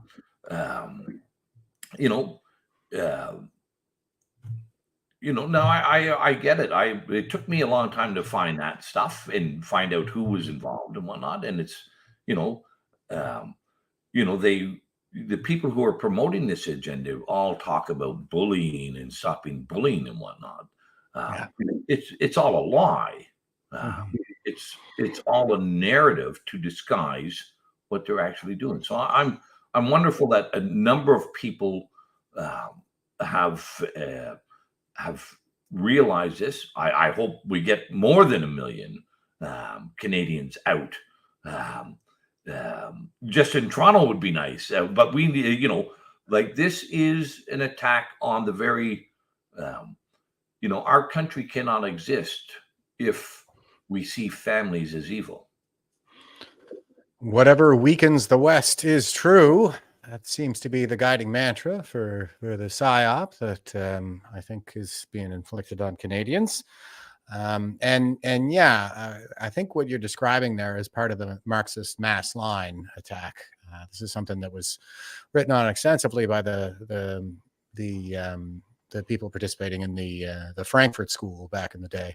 A lot of people think that Marxism is just about economics, but it's not. It's about everything. It's across the board. And part of the cultural revolution that Mao prosecuted in China was the shaming tactics, where they had these mass struggle sessions in stadiums, and capitalists and landowners were shamed into compliance. And in Marxism, of course, there are two classes of people. There's the bourgeoisie, the oppressor class, and the proletariat, the oppressed class. And they seem to be taking those metrics and applying them across the board to all groups of people, be it through the racial division that they're driving, and also this division between all of these other groups. Like, whatever groups they can find, they seem to be subdividing down into groups of oppressor and oppressed. And in this case, it is the family-oriented heterosexuals who are the oppressor class, and all of the other sexual minorities who are the oppressed class. What do you think? Yeah, this is Marxism on steroids. And it's the hallmark of really of, I don't think Marx. What is, I guess, what we should attribute to Marx is that he articulated how all authoritarian regimes must operate, right? They didn't call it that. They called it the Communist Manifesto, of course, and they and they wrapped it up in nice language, the workers of the world unite, etc. But but division. That's the key to an authoritarian regime: division. Now, in the former Soviet Union, we had things. The divisions were amongst the bourgeoisie, or the proletariat, or the kulaks, or whichever. Now we've gone on steroids on this. Now we have divided and use this term intersectionality and whatnot. Right. To indigenous, to gay, to lesbian, to language, to religion, to there. It's just an untold number of divisions that once you've accepted any of those, you've accepted that your society must always be in conflict, that there can never be peaceful harmony or balance, that you are in a perpetual state of conflict. And another word for conflict would be war. You are always at war with everyone, and that's, again, all our political parties have adopted that mantra. It is fundamental to how they operate the election cycle, and and we have to say, I'm speaking to you, Jeff. Like, when we, even before we spoke about coming on the show, we didn't ask one another what your religion is or what mine is, or what your sexuality is or what my sexuality is. There was none of those things were important, right? But every institution in our land says that is what defines you, in that you must find out what is that division point with everyone that you come across, and make sure you attempt to ostracize, vilify, and express your animus towards anyone who is not within your tribe. Yeah, and I like how you're highlighting the tribal aspect there. And I would recommend a book by Yale professor Amy Chua called Political Tribes, where she makes the case, I think, quite well, that politics is at its core tribal, and they're really, like, this is something that we're supposed to be striving to overcome, the tribalism, and by and large we had in the West, and it seems we've reverted back to that, as you're pointing out. And I'll throw to another report here. This is the new federal state of China, if you want to go check these guys out. They say, we are the #1 enemy of the CCP, 500 million supporters, 300 million on social media. And here is something that I think we're seeing starting to manifest here in Canada. Unrestricted Lawfare is the name of the paper here. And this is Unrestricted Lawfare Volume 1. Infiltration of the U.S. justice system by the Chinese Communist Party. That's some of what we were talking about there with, the restrictions on speech online, with the Twitter files coming out and whatnot. Infiltration of the U.S. corporations by the Chinese Communist Party. That's Unrestricted Lawfare #2 or Volume 2. And, again, this is the kind of thing that we need to be vigilant about and raise any concerns and suspicions about. We're not going to know the full extent of it really until we have a full and open, transparent public inquiry. But here is Senator Victor O, and he says the Chinese Canadians need to fundraise to sue messy reporters. We need to raise money to cover costs for people affected by all of these unreasonable reporters who try to smear Chinese and discredit Chinese. And this is in relation to the Globalist News report that you had mentioned there earlier. And I believe they are going to court, if they haven't been into court already, with Globalist News. And sorry, the name of the reporter escapes me again, but you mentioned it there. Who was Sam Cooper? He's done a marvelous job, of revealing the money laundering and the corruption and involvement between whether we want to call them the triads or the CCP or communists, or Chinese operatives. Like, because once again, they're all the same. Like, that's a very China is a very homogenous culture. Like, these things all coexist. They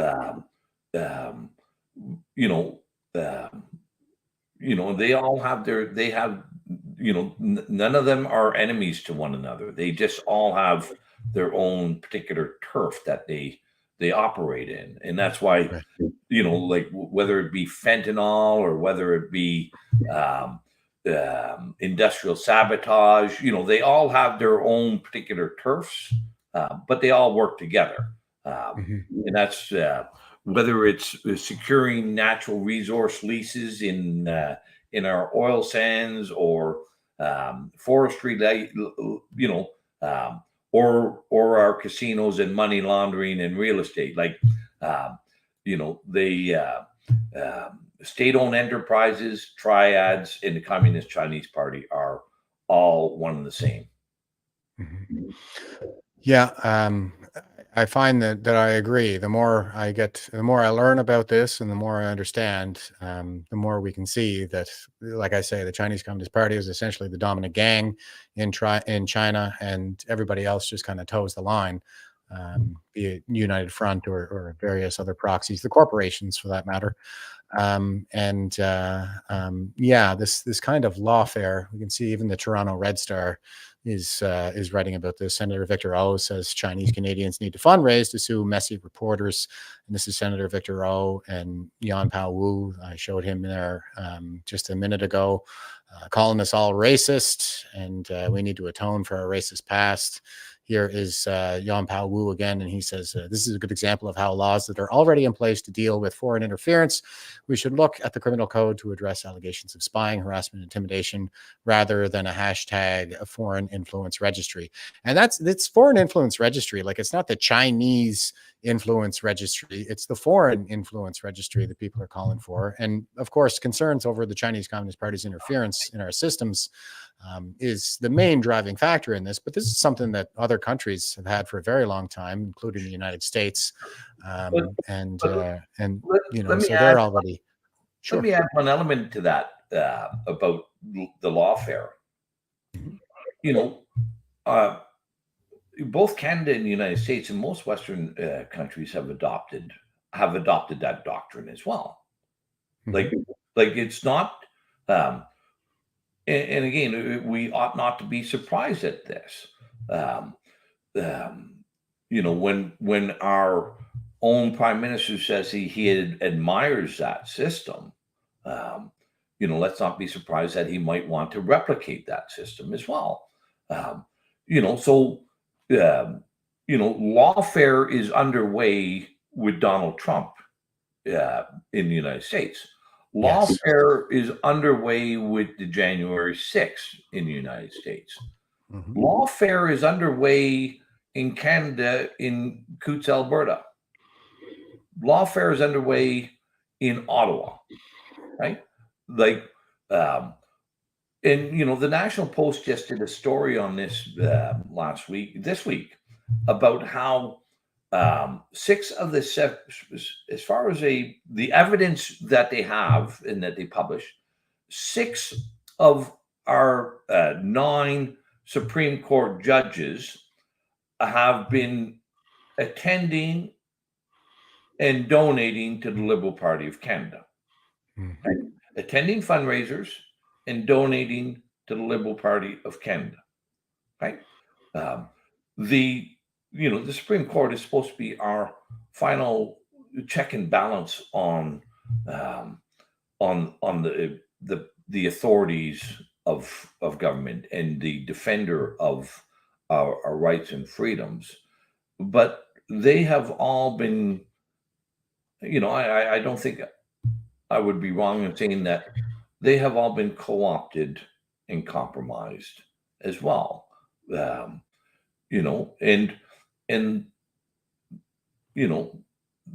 we can say, like, we've adopted the Chinese practice, but we adopted that on our own accord, right? Everyone within our institutions have said, okay, this is the way for me to prosper, for me to rise up in the hierarchy, is to be engaged in dishonesty, and I'll buy my way to the top, and then no longer will I be a thoughtful, independent, unbiased adjudicator of fact and law, but now I'll be an appendage of the state to ensure my patronage and my prosperity is never infringed upon. So, yeah, the lawfare is alive and well here, and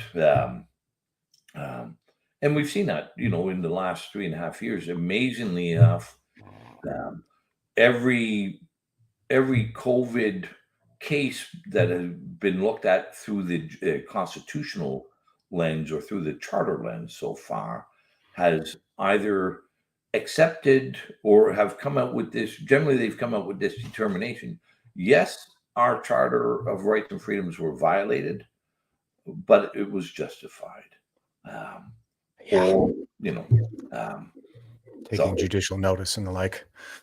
Just another aspect of this, I'm always kind of looking to some of these actors to get a better sense of the bigger picture with respect to the PSYOP that's currently being prosecuted against Canadians. And here's Wampao Wu, and he's saying, if we agree that pollution pricing is a valid policy response to global warming, I thought it was climate change, global warming, we should preserve its integrity. Bill C-234 will undermine this commitment to achieving net zero emissions by 2050. Now, China is obviously the biggest polluter in the world, and they're building all kinds of new coal-fired power plants. But for some reason, we can't even so much as have natural gas, for example, in Alberta, because we're such awful polluters out here in the West. And so I'm kind of looking at this as part of the economic prong of the PSYOP to weaken the West economically to the point where we can't even really mount a response to what is, I think, the Third World War already being prosecuted against us. It's just that it hasn't gone kinetic yet. And once we're sufficiently weakened, China can essentially pull ahead of us economically and dominate us economically and probably militarily at some point in the future. What do you think about that, Randy, in terms of the whole global warming or climate change narrative? So, okay, well, here's the, I think any thinking person and any knowledgeable person would best describe global warming as, probably the second biggest hoax perpetrated on humanity. CO2 is not a pollutant. If we accept that CO2 is a pollutant, and I say this to many people, Jeff, if you believe that CO2 is a pollutant and you want to save the earth, then there's only one solution for you. Stop breathing. Yeah. Every time you exhale, you are polluting the environment. So if you're serious and truthful and genuine in your beliefs that CO2 is a pollutant, you know what the solution is. Dispatch yourself. So it is a total fabrication and lie. And this is where we have the intersection of multiple players in on this one: the environmentalists, the eugenists, and corporate interests merging together in this very unique lie in the West. Obviously, the Chinese government doesn't believe that they're doing anything wrong, because they're building lots of coal-fired plants, and they're burning more fossil fuels. And I don't even like using that term, fossil fuels. Like, that's a lie as well, Jeff. Oil is a renewable resource. The earth continues to make oil, right? It is a derived from decomposing carbon, right? We continue. I have heard this bullshit story about peak oil, the end of oil, and how it's going to be gone, blah, blah, blah, blah. No, the earth continues to make more. We continue to find more. And using, we know this. We learned this in elementary school, that energy may change its forms, but it never, you cannot exhaust energy. Like, it changes. And that's all what oil is a changing state of that energy. And it's a carbon based.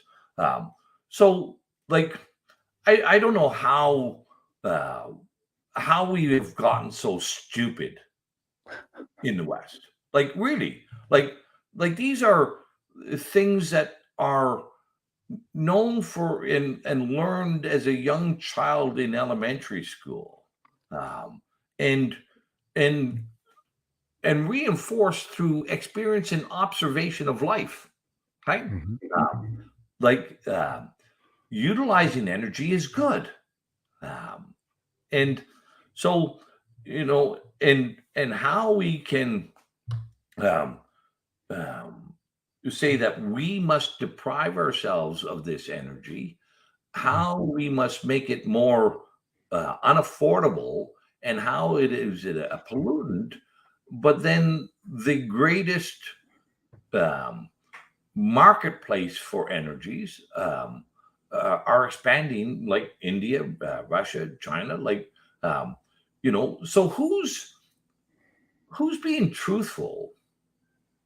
You know, who are the who's being truthful and who's being honest here?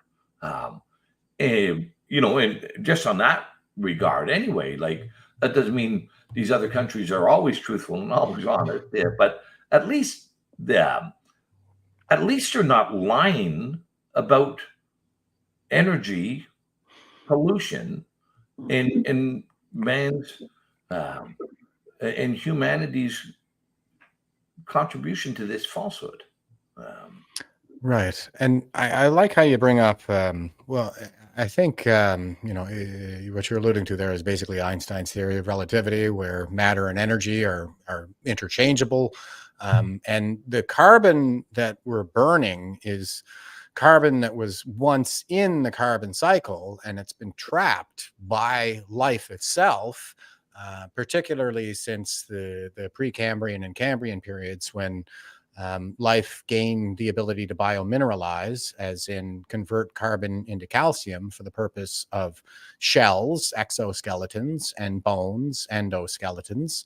And that's where the fossilization, a lot of the fossilization occurs. And the shale deposits that have only recently been incorporated into these reserves of fossil fuels, those are by and large the shells of biomineralizing life from these ancient eras. And so it seems to be the case, and that is the thing, is if you look at global temperatures and you look at the amount of carbon that has been in the atmosphere, the carbon cycle, historically, it's been going down. It's been trending downward since the Cambrian period.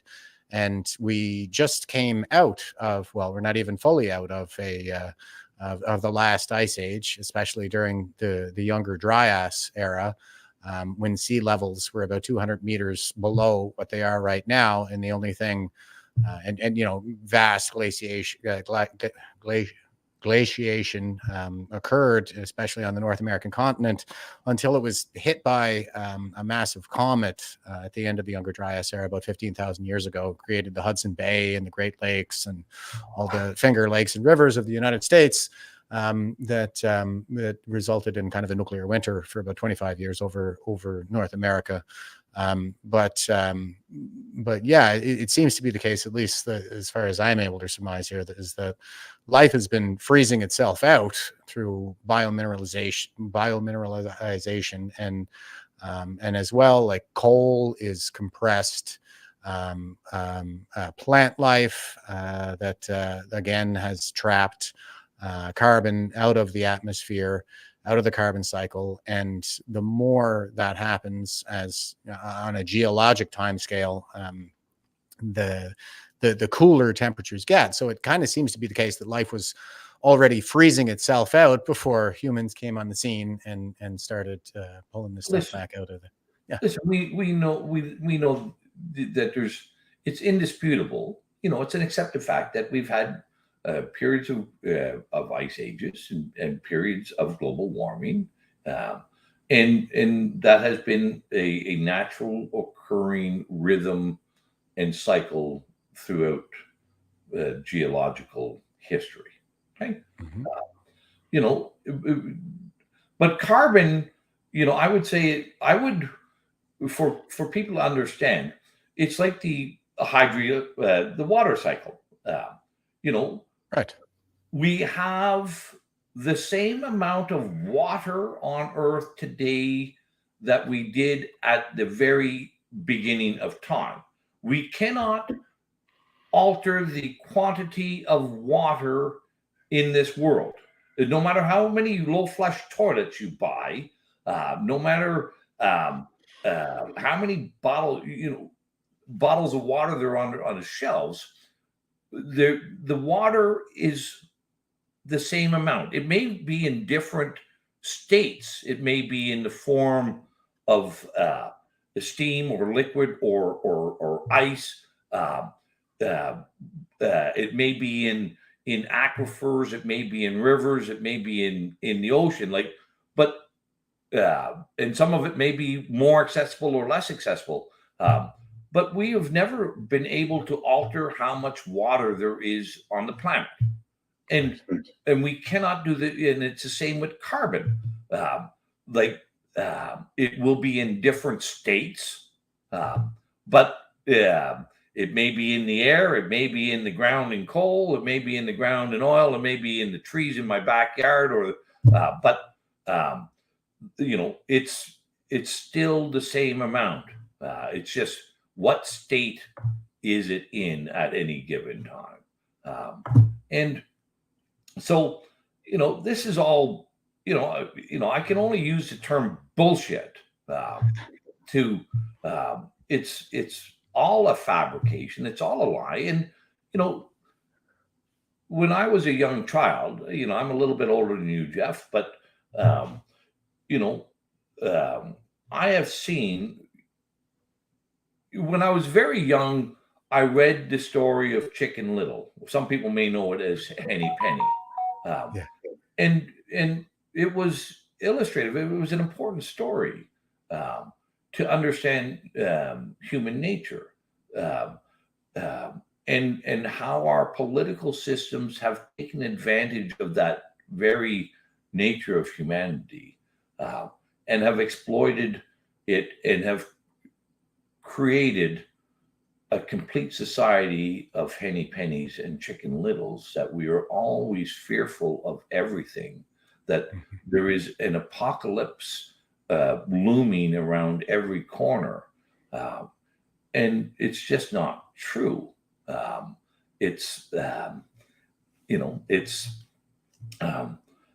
I've lived through the looming ice age. I've lived through the population bomb, the hole in the ozone layer, the acid rain, the Y2K. I don't know how many different apocalyptic scenarios I've been exposed to. And the one thing that I can say about the common element to all of them is it's all bullshit.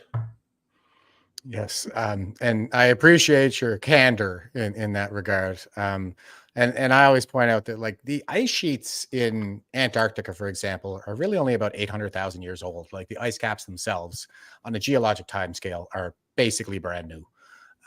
And speaking of apocalypses that we've survived in our lifetimes, here is a bit of a good comment here, I thought, that came out of the Special Committee on Canada and People's Republic of China relationships. So here we go. In your testimony tonight, you said international organizations are being suborned by the PRC to the detriment of Canada's interests. Can you name those and exactly show us how that is happening? Yes, one good example is the World Health Organization. Chinese influence and interference in the World Health Organization is publicly documented since 1953. Those of us who understand how the organization works knew from the beginning that intelligence coming out of the World Health Organization with regards to the pandemic should be taken with a grain of salt. And if we had done that, I think our countries would have reacted differently. And if you... Well, there you go. The apocalypse of COVID that we've now survived. Yeah, so and it does appear to be the case that, well, I mean, the World Health Organization was founded essentially by China and Russia back in the day. And here's probably a better clip to show just how deep in the tank Canadians really are for all of this. And this is an interview from a Taiwanese reporter, and she's questioning a Canadian citizen who works. It's a doctor who works with the WHO. Would the WHO consider Taiwan's membership? So she's asking him, would the WHO consider Taiwan becoming a member of the I remember this one very, very clear, Jeff. Quite eye-opening, I think. But here we go.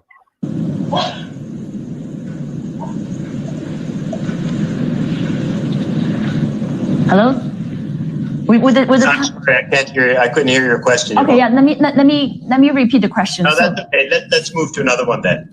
Right, because I'm actually curious on talking about Taiwan as well, on Taiwan's case.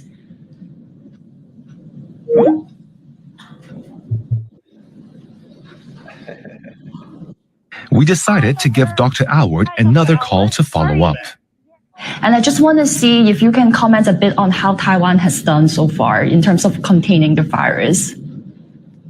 Well, we've already talked about China, and when you look across all the different areas of China, they've actually all done quite a good job. So with that, I'd like to thank you very much for inviting us to participate, and good luck as you go forward with the battle in Hong Kong. Battle in Hong Kong. So, yeah, what do you think, Randy, with respect to China's influence in the pandemic response? So there's a Canadian doctor, the Canadian representative to the World Health Organization, who, has clearly been co-opted. He is not going to put his plum position at risk for anything. Okay.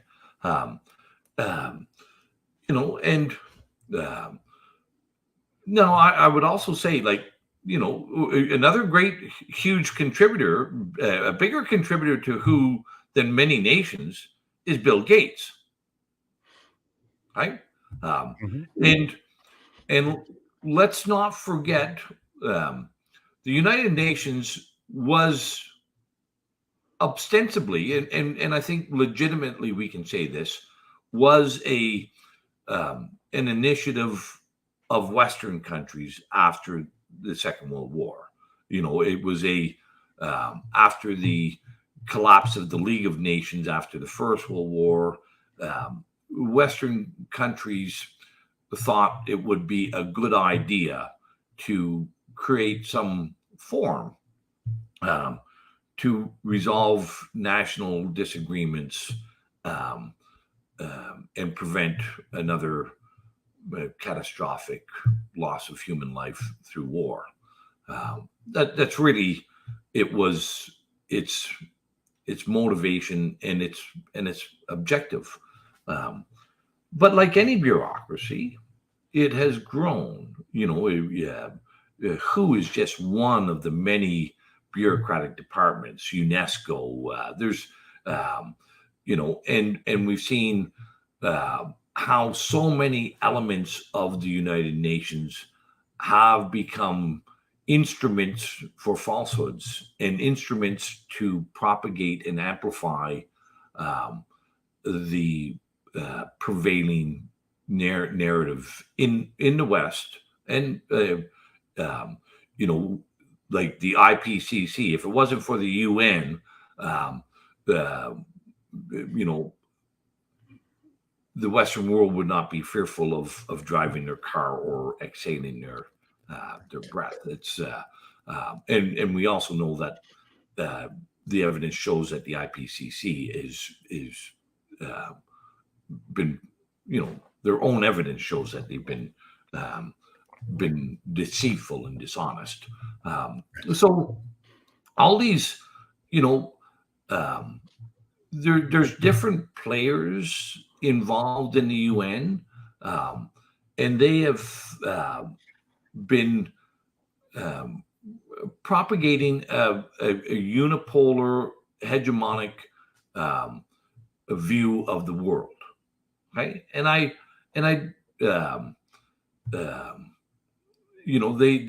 they see national borders as and national identities as dangerous to their view of what the world ought to look like. I think they're one of the most dangerous organizations devised by man. and you know, but like I said, there's many different interests within the UN, and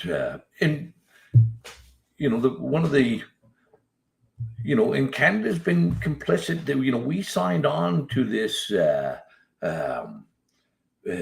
Agenda 2030, to the Paris Accord, to the Rio de Janeiro. The first one, there's a 1976 document from the UN on human settlement and habitation, which we signed on, that decrees that the ownership of private property contributes to poverty. So, and that it ought to be put into collective hands. You know, that was 1976, the Vancouver Declaration by the UN. And, you know, I was born, I don't know how old you are, but I never, you know, and I was somewhat involved and a student and an observer of current events. I don't remember that one ever happening, but it happened. Our governments have been involved in this adoption of authoritarian policies and a path towards an authoritarian government for a long, long time, and of course there's many interests, including the Communist Chinese Party, who are more than willing to take advantage of that, to exploit it, to make money from it, and to encourage us to continue on that path. Yeah, and I think of the UN nowadays as basically, you know, the world's dictators taking a vote and deciding how we in the West should run our lives. Well, can you imagine this Tedros being the head of WHO? You know, this prancing, dancing transvestite with no medical degree, who has been convicted of criminal corruption and malfeasance, is the head of WHO. You know, like, I remember it was a few years ago, I forget who it was, but it was somebody like, I haven't got the right name, but it was like Idi Amin being the head of the UN Human Rights Commission. Like, okay, maybe we should see that something isn't quite right here, and the UN is being utilized for a purpose that it was never intended to be involved with. It was, you know, when all these countries created the United Nations, there was nobody said we are going to create one world government and do away with all national borders, all national identities, and that is the purpose of the UN. It would never have gotten off the ground. Right. I think the intention was really to encourage the rest of the world to become more like the West, freer and open and more democratic. But what we're seeing happen in the current era is that we're becoming more like them, more closed, more authoritarian, more Marxist. I mean, I'm glad that you point to the examples. Well, listen, when you dance with the devil, you're not going to become an angel. Right? That's a good way to put it. And that's what we've decided that we would do in the West. You know, in the early 70s, when we decided to dance with China, and we said to ourselves, we will create an angel out of the devil. Well, no. You know, whatever wings we may have had soon morphed into horns and a tail. You know, and that's the way if you're going to be into a relationship with a corrupt organization, you can only become corrupt yourself. And James is commenting that the Saudis were put in charge of women's rights. Yeah, they are on the status of women, whatever it is, the Committee on the Status of Women, and they have a legal marriage age of 10 in Saudi Arabia. So. But I think at least the Saudis still can define what a woman is, unlike ourselves. Yeah, that's a great point. They don't seem to have that problem anywhere in any of the authoritarian countries. And just to kind of round things out here, I thought I would give this document as something to whet our listeners' appetite as to how deep this rabbit hole goes. This is a paper that's published by Harvard University, the Center for European Studies, working paper series number 136, and the title is "China as quote unquote victim: The Opium War That Wasn't." And here is the abstract. It says the 1840 to 42 Anglo-Chinese War, the so-called Opium War, is almost universally believed to have been triggered by British imperial rapacity and determination to sell more and more opium into China. That belief is mistaken. The British went to war because of Chinese military threats to defenseless British civilians, including women and children, because China refused to negotiate on terms of diplomatic equality, and because China refused to open more ports than Canton to trade, not just with Britain, but with everybody. The belief about British guilt came later as part of China's long catalog of alleged Western, quote unquote, exploitation and aggression. So it seems to be the case that, we've been shaming and guilting ourselves for a very long time. I'm going to have to take a break for 1 minute, but I'll be right back. Okay? Yeah, sure. I'll talk about this for a few more minutes. I'll read a little bit from this here, guys. And my understanding, it's a little bit lengthy, but go and check this out. Again, this is the China as Victim: The Opium War That Wasn't. Here, I'll just read a few paragraphs while Randy's on his break. And he says, it says, China's rise in recent years has attracted intense international attention. There are many reasons. One is the ancient idea that because China has a very large population, huge territory, a fascinating record in art and literature, and a long history of East Asian dominance, it is necessarily destined to be a great modern global power. In addition, there is China's large and growing importance on international trade and finance. There is the evident energy and dynamism of China's people, but together with these comes a widespread conviction that China has been unfairly oppressed and exploited by the West in ways that merit redress. The origins of the notion go back to the 19th century and the long decline and collapse of the last imperial dynasty, the Qing. A major item in the indictment of Britain's behavior before, during, and after the 1840 to 42 Anglo-Chinese conflict, the quote-unquote Opium War, it's a brilliantly snappy name that sneakily prejudices the issue in very simple form. While China had done Britain no harm, the British gratuitously invaded China. Britain wanted to expand its imperial power and sell more goods, especially the opium, whose import the Chinese tried to ban, while the British sold or smuggled in any way. In other words, it was the case of commercial and imperialist British greed trying to force opium on the Chinese. This world is wrong. The British decision to go to war had quite different causes.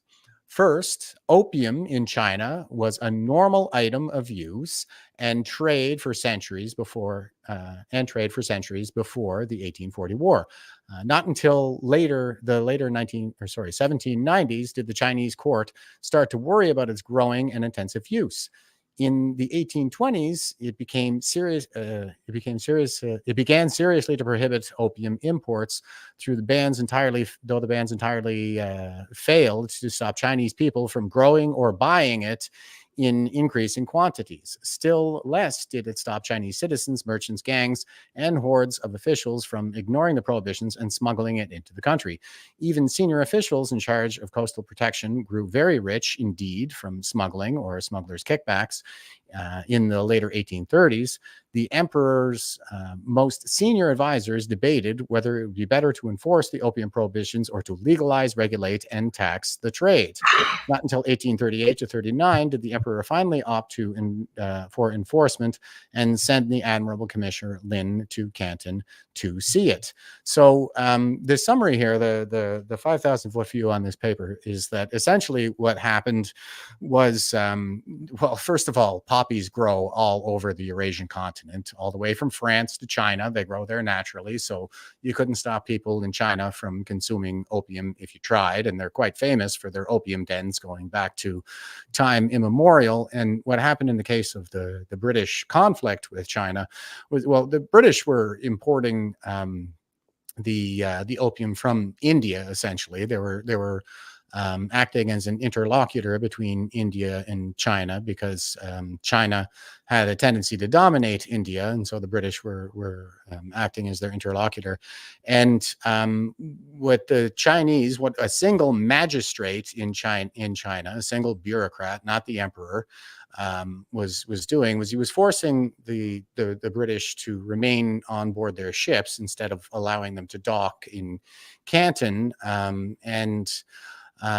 they had interned a number of British citizens, including Christian missionaries, who had nothing to do with trade whatsoever. And yeah, they were very oppressive and combative with the British Empire, to the point that, well, once they interned their citizens and they seized an enormous cache of goods that included, I think it's about 200 metric tons of opium. But it was part of a much broader cache. They could have negotiated with the British, and they could have returned their goods and released their citizens, but they weren't doing that. And the British had tried to appeal to the emperor, but the emperor said, no, you're not an equal power, you're a subordinate power, and you can deal with that magistrate. And so, the British Parliament had a debate. There was no mention of opium anywhere in the transcripts from the Parliament. There was no mention of opium anywhere in the declaration for war. The British Navy drove all the way up the arsehole of China to Beijing and made the emperor sign a treaty. And there's no mention of opium anywhere in the treaty. The treaty was focused on treating Britain as an equal power. Now, they probably could have conquered China at that moment right there and colonized it if they wanted to, but they just wanted to be equal partners with them. And it was from that treaty that we ended up with the British mandate in Hong Kong. Hong Kong was a largely, unpopulated island in China, and it was initially established to allow the British to dock their ships, which is something that magistrate was not allowing them to do. So they established a port in China and a British embassy in China, in Hong Kong itself, and that's how Hong Kong ended up under British mandate to begin with. It was the intent of the treaties and the intent of the mandate was to protect British citizens who were traveling to China in an effort to engage in good faith commerce, diplomacy, and Christian missionaryism. So this narrative that we've been sold about the British introducing opium to China by force is terribly specious and probably part of a psyop that's been going on since the late 19th century. So so go ahead, Randy. Yeah, there's a whole bunch of things, where the actual facts lie are sometimes difficult to discern even with time. But, we can say, the British Empire became an empire because of its preeminence and predominance in world trade. There's to them, their trade was key to their prosperity, and it allowed Britannia to rule the waves for a good long time. And whether you look at the East India Company in India, whether you look at the the sugar trade out of the West Indies, whether it's tea, sugar, opium, furs from Canada, like that is, you know, you can probably, if you're going to use one word to describe the British Empire, world trade was at its heart. And they did a lot of good things, and some things they didn't do so well as well, to facilitate. So, but, there is always a market for a vice, right? And whether it's opium or whether it's Canadians who smuggle rum to the U.S. during Prohibition as well, or my family's from Newfoundland. There was no shortage of rum smugglers on the east coast of Canada.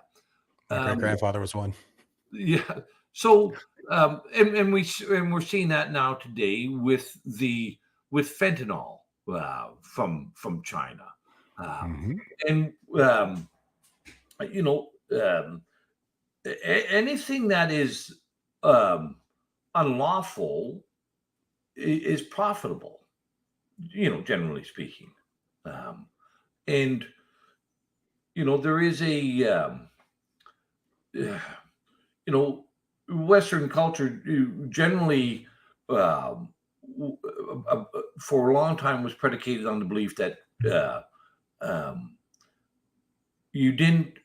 you use the educational and the moral teachings and whatnot to provide for a peaceful, orderly, harmonious society, and you didn't need to use a legislative mechanism to achieve that end. We've become far more reliant on the legislative mechanism than the educational or moral mechanisms in my lifetime. But there's we're seeing. Well, I'll give you another great example where the Chinese are involved with, but not again exclusively the Chinese. But is the southern border of the U.S. Human trafficking is another vice, a terrible vice. But the Mexican cartels are dropping off busloads of Chinese, Africans, Latin Americans, people from all around the world. And walking into the United States, and each one of them, the cartels are extracting a huge financial price and human price as well to that human trafficking, and whether it's drugs or people,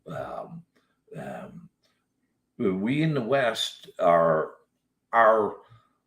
complicit in allowing ourselves to be hurt. And I don't know if there's a better word. It's worse than hurt.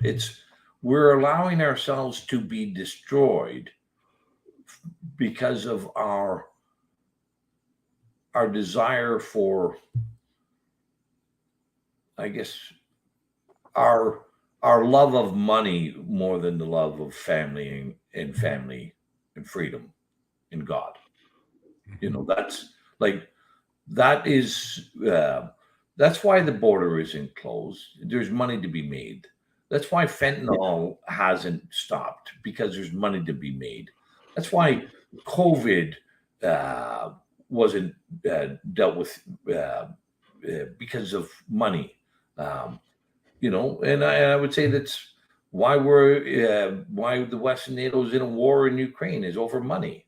The West has got worships money more than we worship faith, freedom, and families. Principles, I think, is what we got to get back to. We got to get back to our basic principles here in the West, and we seem to have abandoned that in recent years in favor of profitability. And I find it it's interesting, to consider the fact that you mentioned fentanyl, and fentanyl is an opioid, and most of it is coming from China. And, I could reasonably speculate that that is an attempt to punish the West for the opium wars and this perceived aggrievement of the Chinese with this false narrative of the British forcing the opium into China during the Opium Wars. So that's what I'm saying. Well, it's an exploitation. It's an exploitation of others for your own benefit. And there may be truth to what you've said, Jeff, but I think at the end of the day, it comes down to they're doing it because they can make money. Yeah. That's powerful incentive. And we aren't really look at what we're doing here. We're creating safe injection sites. We are encouraging people who are addicted to use more. We're encouraging people to use drugs. We have why? Well, there's money. There's money to be made in that. And you look at these scenes from our, you don't have to look to Philadelphia or Seattle or Portland or anything. You can look at the destruction and devastation in Vancouver, in Toronto. Hell, there's a little city not far from me, Brockville, a town of 20,000 people that have had a homeless tent city there full of drug addicted, alcoholic, homeless people for 4 years now. This is expanding throughout. This is not just something that is confined to one or two of our largest metropolitan areas. We are doing things that are being very destructive to our society. And again, we wrap it up that, well, this is harm reduction. If we give more drugs to people, but as long as the needle is clean, this will be doing less harm. We've destroying people's souls, their ambition, their ability to be decent human beings, and we're saying that we're being virtuous as we do it. Right. Whatever weakens the West is true.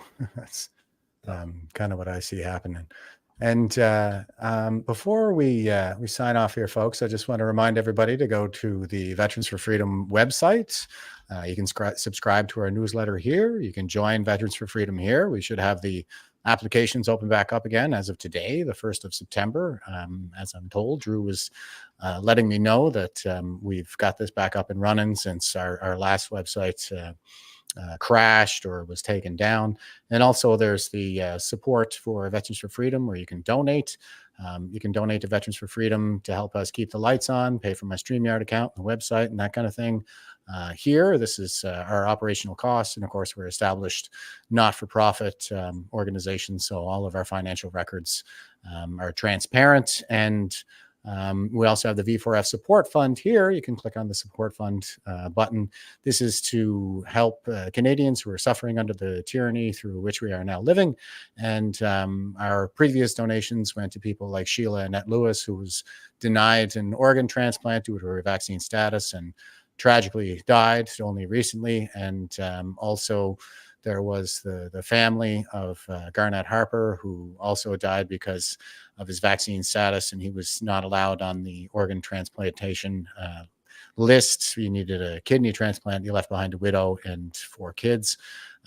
So you can sign up to donate to this fund, and everybody who donates gets a chance to vote on who is the recipient of these funds in any given month. So it's a really great cause that we're really proud of around here.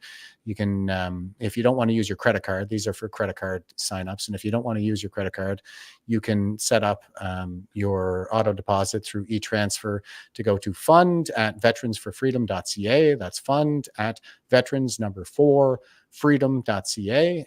Auto deposit enabled preferably, but if you're not able to do that, please use the password Fund for Freedom. That's all caps Fund, 4, all caps Freedom.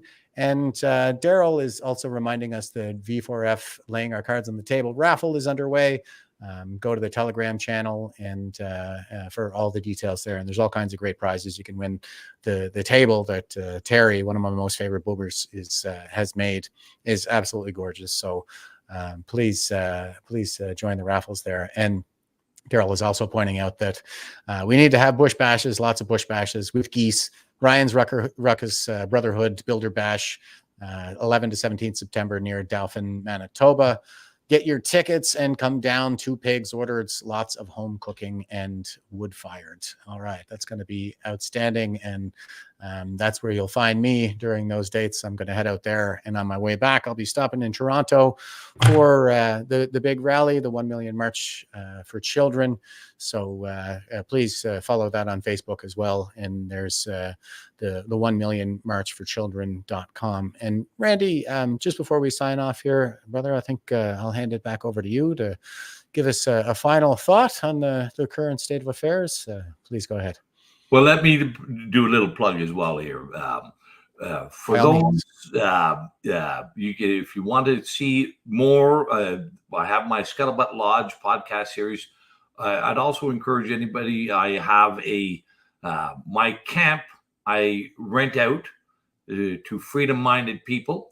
You can go to nomorlockdowns.ca. If you pull that up on screen, you'll see some images of my camp and its availability. And if you're any freedom-minded people traveling through the Eastern Ontario area, feel free to drop in. And if you click on there, visit Scuttlebutt Lodge, Jeff, you should see the images of the camp. Oh, beautiful. So nice log cabins. Yeah, that's the original homestead that I renovated and refurbished during COVID. Nice. But listen, to everybody, thank you for listening in. And this is up to us to decide what sort of society, what sort of nation do we want to be citizens of? What sort of society we want to live in? What do we want to see our children and our grandchildren? And I've framed it up this way. We were very fortunate that my parents, my grandparents, your grandparents fought and ensured that people of that their children could grow up and live in a free, just democracy. And we owe it to our children and grandchildren to act in the same fashion that our ancestors did. Roger that, 100%. I would say that we have a civic duty to safeguard the freedoms that we've inherited for future generations. And hopefully leave something better than we inherited. So, Randy, I really appreciate you coming on today. It's been a great chat. All the comments seem to indicate as much. Thanks, Jeff and Randy. Take care, all. Great show. Everybody's saying as much. Susie, I want to put your comment up here because it is.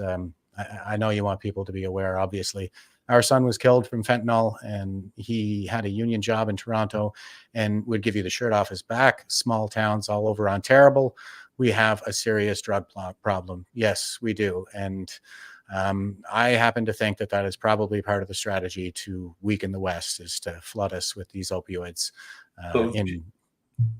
Jeff, if I can add one, there's always one more thing, but that comment, I'm just going to add one thing. It was a number of years ago. I was sitting on the back porch with my youngest son, who was 16 at the time, and a bunch of his friends were over having a beer on a hot summer afternoon as well. And when we were talking about the state of society at that time, and the comment came up that it was easier for these 16-year-olds to buy cocaine, heroin, and other drugs in the town of Perth than it was to buy a 6-pack of beer or a pack of smokes.